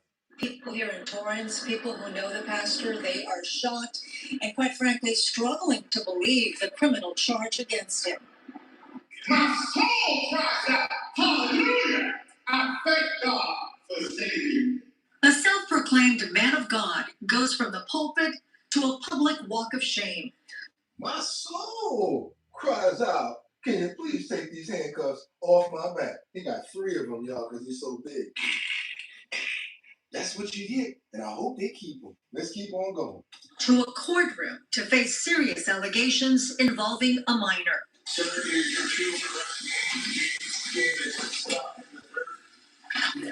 54-year-old James Stockton, a senior pastor at the South Bay Church of God, is facing a felony charge of a... See how he's trying to hide behind his lawyer? He's trying to hide behind a lawyer, y'all. He's too big for that, looking like Uncle Phil from what you call it? From the Fresh Prince. Arranging a meeting with a minor for lewd purposes. He pled not guilty. There is no actual thing. These are the ones that we trust. And we should be able to trust them with our kids. Antoine is the founder of an online citizen group called Codfish. Members chat with adults who believe they're talking with a minor for the purpose of a sexual encounter. So he very well knew that he was talking to somebody underage. These are the text exchanges allegedly between Pastor Stockton and the person pretending to be a 16-year-old boy. In this one, Stockton appears to send a selfie asking, "What time you get out of school today?" Here, Stockton allegedly texted, "I promise to be gentle and make sure you are enjoying it." The nasty part that no pastor should even be talking about. He got to saying that he wanted to the boys. On the day Stockton met up with the decoy who said he was 16, the pastor had this to say. Actually, I was hoping and praying that it was somebody older. Senior pastor of South Bay Church of God here in the beautiful city of Torrance, California. At South Bay Church of God in Torrance, no one would go on camera. We don't know anything. Other than what we see on the video, nothing. It was just a shock to us as everybody else. Stockton is also affiliated with a church in Florida, and at one point he ran for Congress. Tonight he is out of his own recognizance, and he will be back in court, scheduled for December 12th. I'll send it back to you guys in the studio. Before that December 12th court date, I trust that he will not have his job as a pastor at that church. Who knows, right? When we went to the church to try to get some sort of a statement or response, they wouldn't talk about it, but they did express that they were shocked. And obviously, they took down their website when this first broke over the weekend because he was arrested over the weekend. And people started commenting on the website, also on social media. And just so you know, guys, that those last 3 videos, they had nothing to do with my audio. I was like turning stuff up because their audio was so bad. My audio is fine over here. So I appreciate the $2 super chat, but the audio is fine. Some of the clips that we go to, we have to turn the audio up on this side, down on that side. You guys can hear me now. That's how we good.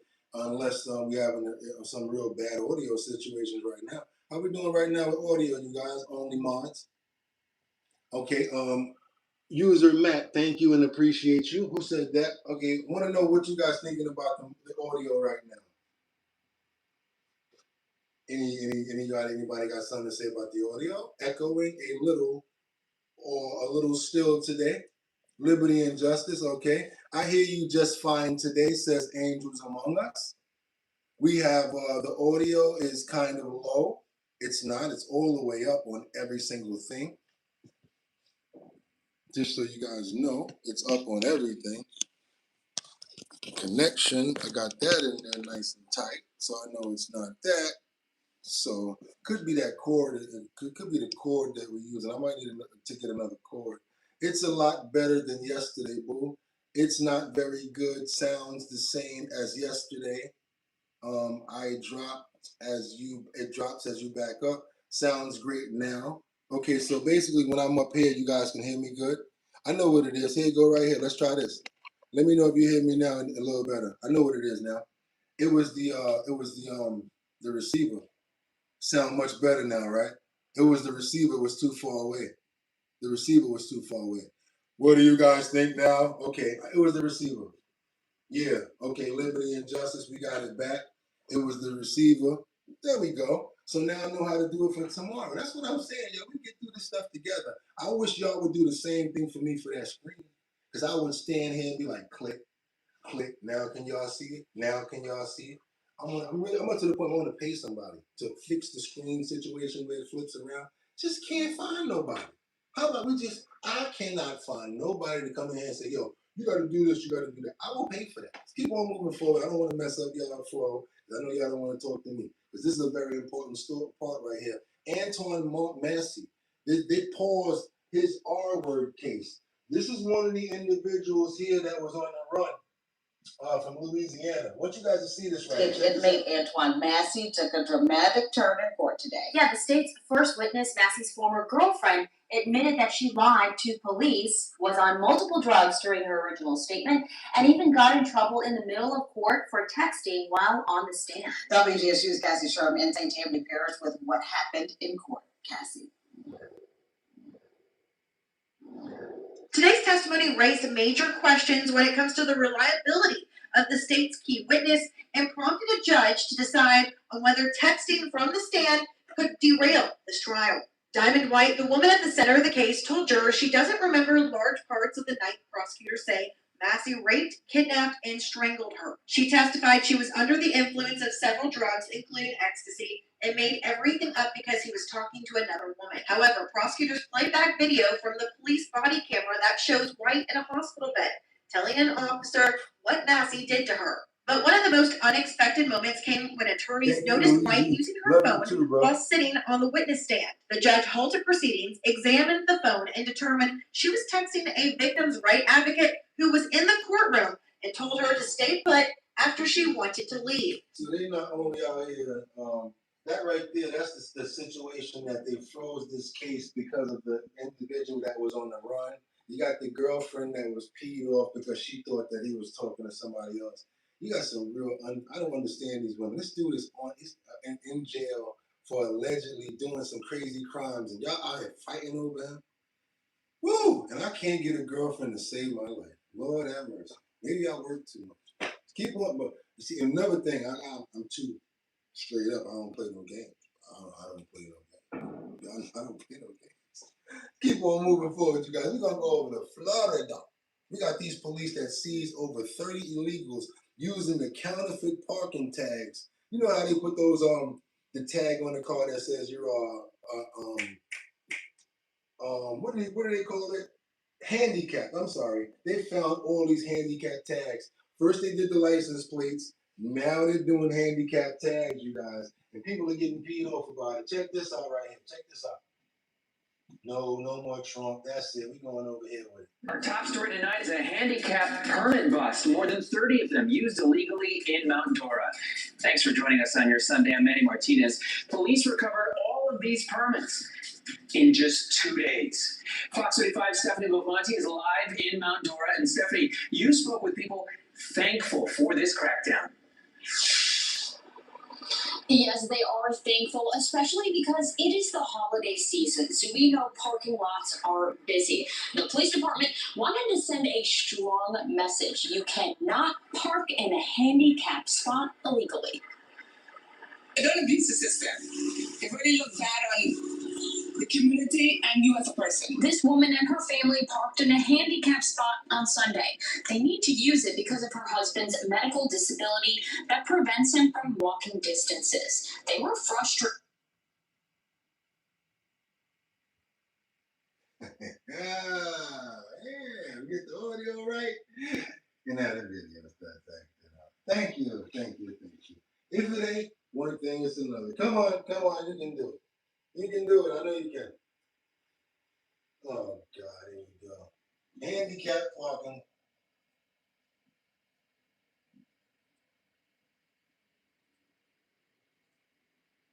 I will go to the next story. And you know that, I will keep on moving. Florida, you already saw it. You saw what they took. Your boy don't play when it comes down to the bottom line. I got to keep on moving because I still got more. Brooklyn, Sunset Park, multiple people were beaten and R-worded, not the other R-word. I'm talking about at knife point inside of Brooklyn Spa. You gotta be careful these places that you're going to get massages and all of this stuff at because you never know what's gonna happen. Let me try to refresh that before we even start this story right here. Yeah, let me try to refresh it. Yeah, and then we're gonna get into it. Come on, Brooklyn Spa. I know you can do it. Breaking new information on a terrifying armed robbery at a spa. Oh man, what's going on here? I'm gonna have to call Verizon.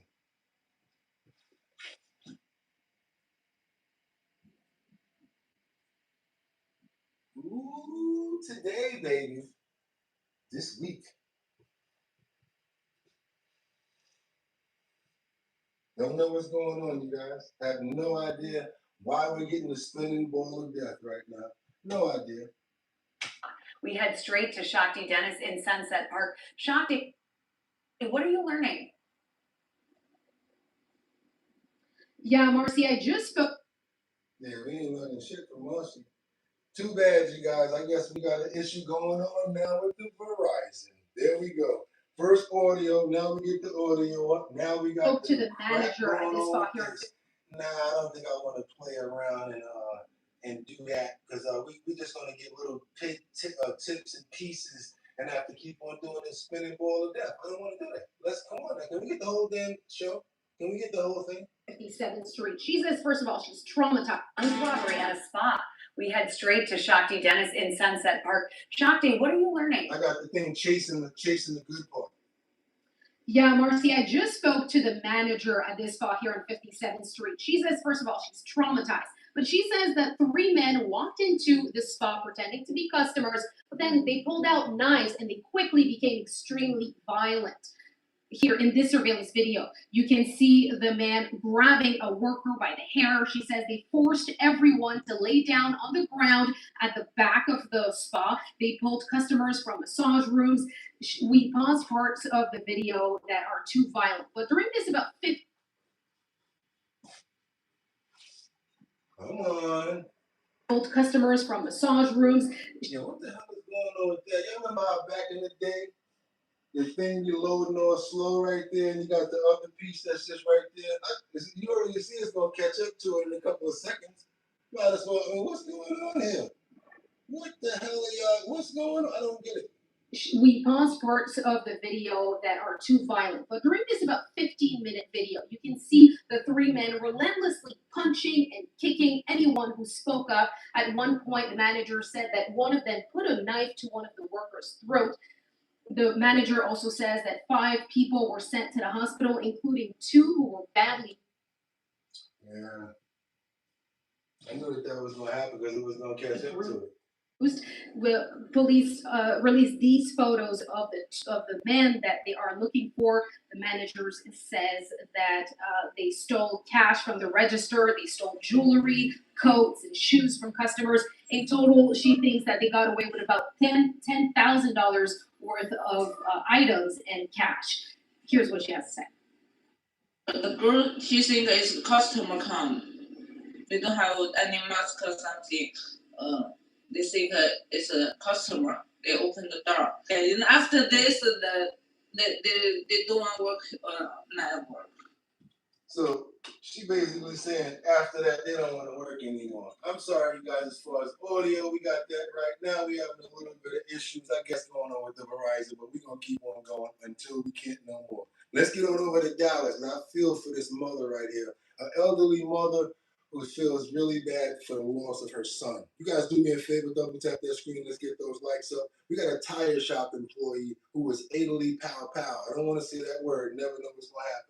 Manager officially says it. I'm gonna let them tell you the story themselves right here, y'all. Let's get into it. This Thanksgiving picture meant love then, but means everything now. We were just having a good time. And he like, y'all know how much this mean to me, y'all can. The father, husband, brother, and friend, Billy Brightman. But to Cynthia Willis, that's my firstborn. A mama's boy. I always gonna have memories of my son. Because that's my son. That's my boy. now knowing that this memory is the last. Because for the past 25 years, Cynthia says Billy worked as manager at this rent-a-tire in Oak Cliff. I'm telling y'all, he got along with everybody in the BJ, because he was just BJ. But on Monday afternoon, police responded to the shop for a shooting. They say 21-year-old Marlon Lawrence, who Cynthia says Billy hired as a tire technician, shot and killed him while at work. I heard my voice on Thursday. We talked like we was talking. And then for him to be gone on Monday, yes, I'm hurt. According to an arrest affidavit obtained by WFAA, Billy was working at the front desk when Lawrence came up from behind, shot him in the back, and then again in the face. Cynthia says right before the shooting, Billy had given Lawrence instructions. For him to do him like that? Why? Young man, why?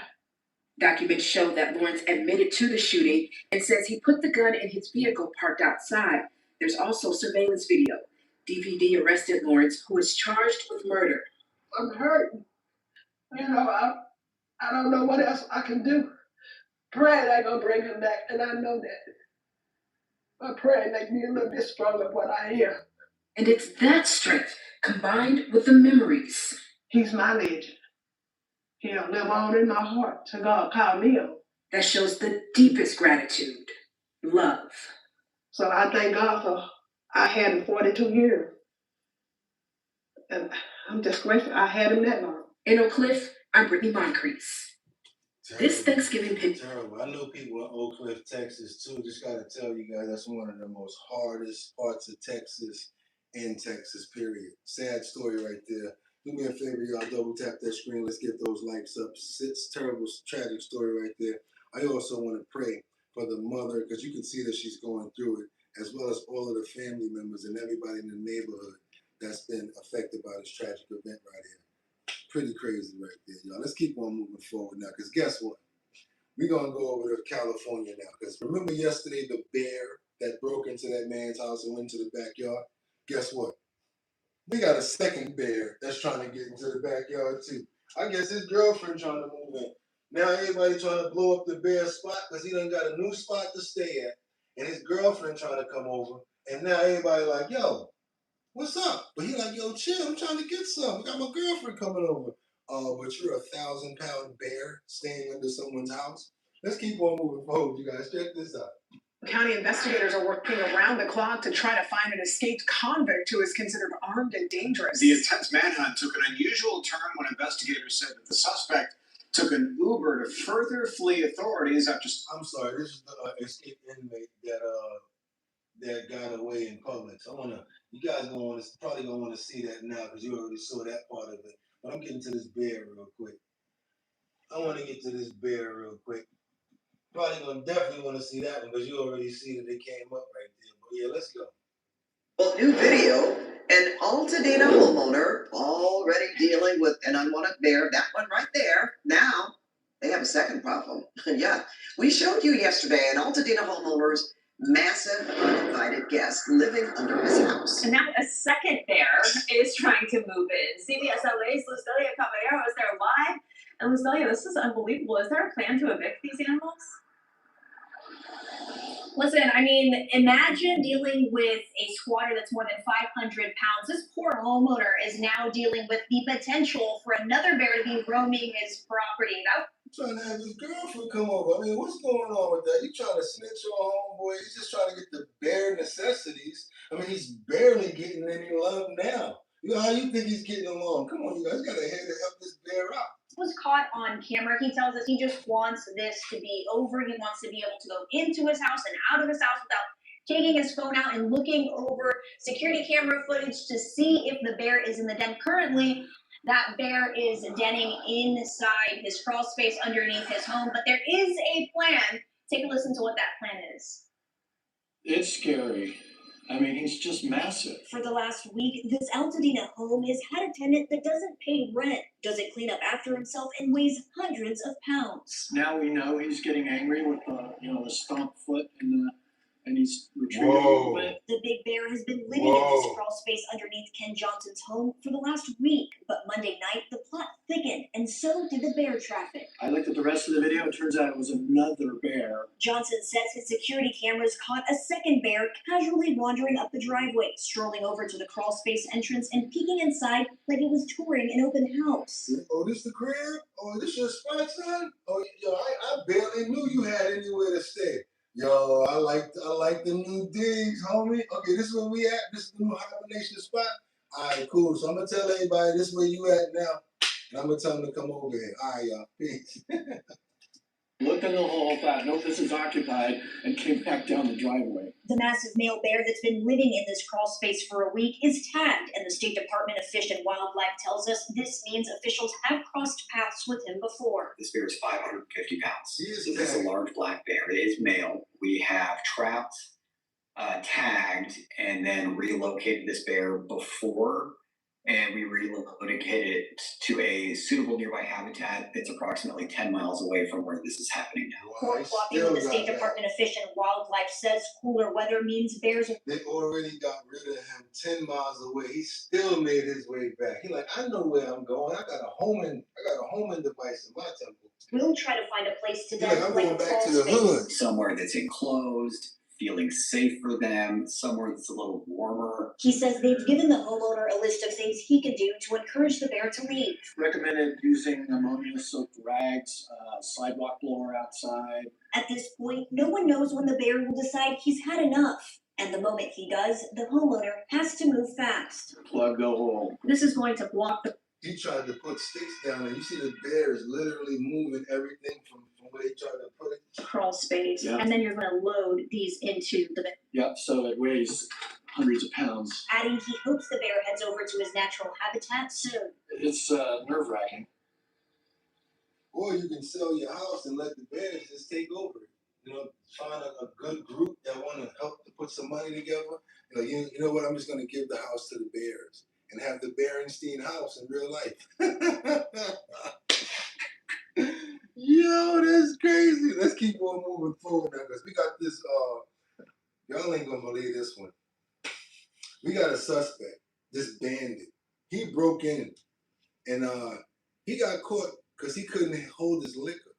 I'm talking about one of the illest scenes. This bandit right here, you guys, this is a bad bandit. That any liquor store owner, I want you guys to be on the lookout for this guy right here. He's a short guy, but he can hold his liquor. Check me out on this right here, you guys. I want you guys to see this situation right here. Well, I don't even want to say he can hold his liquor because the truth about it is he really can't, especially when he drinks as much as he did the other night. Check this out. A burglar that broke into a Virginia store was caught by police asleep in the bathroom. It gets even better. That burglar was a raccoon. Now you're probably wondering how it ended up passed out on the bathroom floor. Here's how. This was a liquor store, and from the looks of things, that raccoon went on a serious bender. According to the police report, the drunk raccoon was taken to a shelter to sober up and get a talking to about its poor life choices before being released on its own cognizance, right? Gin and tequila. Right by the toilet.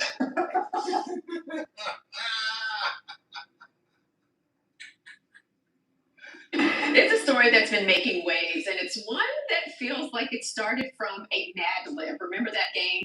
Hanover County Animal Protection and Shelter says on Saturday morning, officer responded to a call at the Ashland ABC store only to discover a suspect had broken in and ransacked several shelves. As you see, the suspect right there, a very intoxicated raccoon who was later found passed out in the bathroom.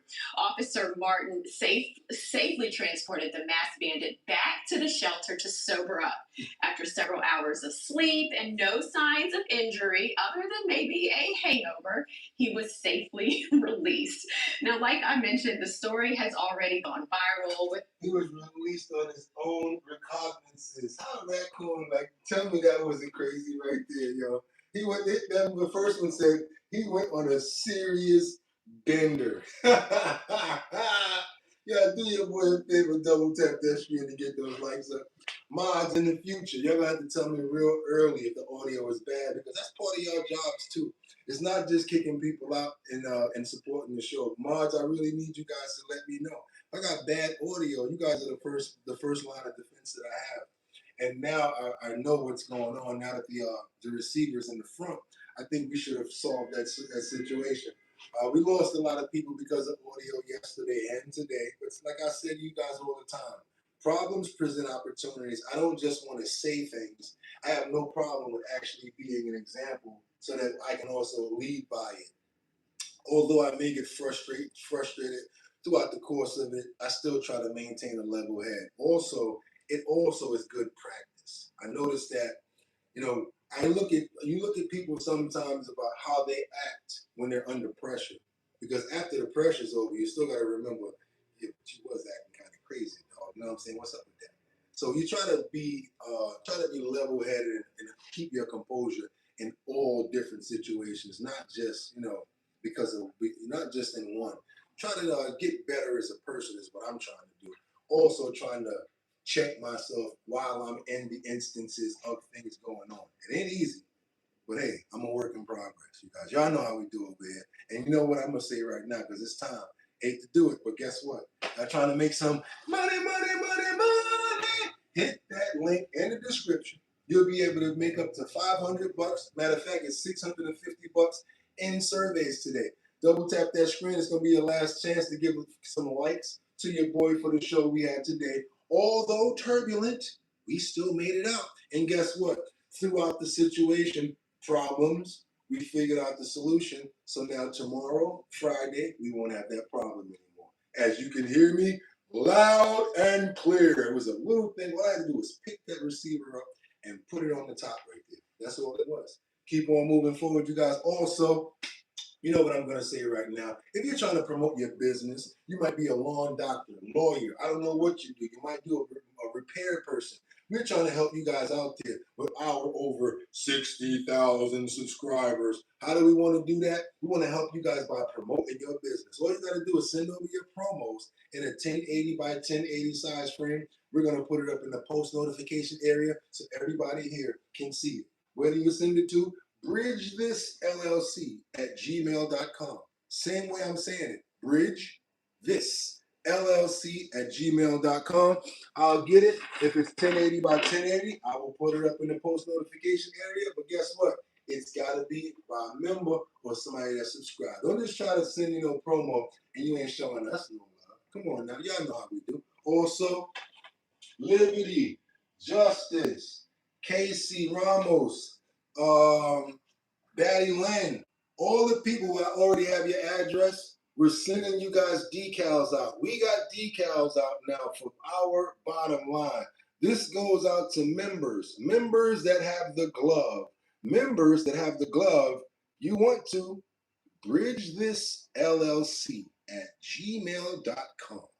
I will send you our bottom line decal. That's right. That's a sticker. Put it on your laptop. Put it on your mug. Put it on anything that you want. We have decals now for our bottom line. If you want one and you got a glove, you got to show some love now. We're going to send that over to all of our glove members, and we'll make sure that you guys are good. That's your boy. We're trying to show you guys some love. Also, like I said, money. Another way to make some money is the Show Your Talent search. That's right. That's the talent search that we're doing in Manhattan, Bronx, Brooklyn, Queens, and Staten Island. We're going to every single borough trying to find talent, not just singing and dancing, because talent is not just singing and dancing. What are we doing? We're coming to Brooklyn next. Whoever's in Brooklyn, y'all got some talent. All you got to do is go over to this website, www.drinkbigdrip.com. Go to the first page and join the mailing list. All you got to do is put your email in the mailing list, and you're going to automatically be signed up for the Show Your Talent search. We're going to give you guys updates. My DJ Don Dada, she's going to be there, and we're going to be able to turn up. We go live from the locations. So Brooklyn, we coming to you guys soon, and we're going to be there with the flying colors. Anybody out in Brooklyn that wants to be a part of the Show Your Talent search, like I said, go to the website, www.drinkbigdrip.com. Email inside the email location, and you're going to know wherever we are at, you guys. Today is Thursday. Gladly that we were able to pursue a problem and get through it together. Hopefully we'll be able to continue to do that. I'm looking forward to the next spotlight, which is going to probably be tomorrow. I'm gonna try to do a lot of back end, cleaning up a lot of stuff that we got going on as far as the Epstein stories. So we're gonna have a little nice conversation about that tomorrow at 6 o'clock on a special edition of the Spotlight. 6 a.m. tomorrow as well as 6 p.m. So we're gonna be doing a roundup tomorrow of the entire week on Friday. That's tomorrow, 6 a.m. show, the one we got now, as well as the 6 p.m. show that we're going to be doing called the Spotlight. You guys will be able to ask me questions. We'll be able to have a good round of conversation. Haven't done the Spotlight in a number of months, and it's really time to do it. And now that I said it, I got to do it. So with that being said, I want everybody to have a fantastic day. It's Thursday, y'all. I want to give a shout out to Liberty and Justice so she can have a great day. Praying for you. Mark Dorfman. Who else we got up in the building? We got Terry. We got Neo, Batty Lynn. We got Rebecca Lanyen Bueno chiming in from Grand Rapids, Michigan. We also got Liberty up in here, Timogen, Miggity, Mark, Paul, Bannon, and Batty Lynn. Everybody up in here, the sound of my voice, I appreciate you guys. Hope you have a fantastic Thursday. Drink some water. And guess what? Like I always tell you guys, problems present opportunities. Just like we just came through it today and we got better audio because we figured it out, don't give up. Just keep on pushing. It might take a day, it might take 2 days, it might take longer. But as long as the man upstairs gives us another day to keep on pushing, that's what we need to do and keep on pursuing that. And with that being said, y'all could have went anywhere. But the fact of the matter that you came in and chill with me, I appreciate you. So until tomorrow, y'all know what it is. Get 'em! Peace.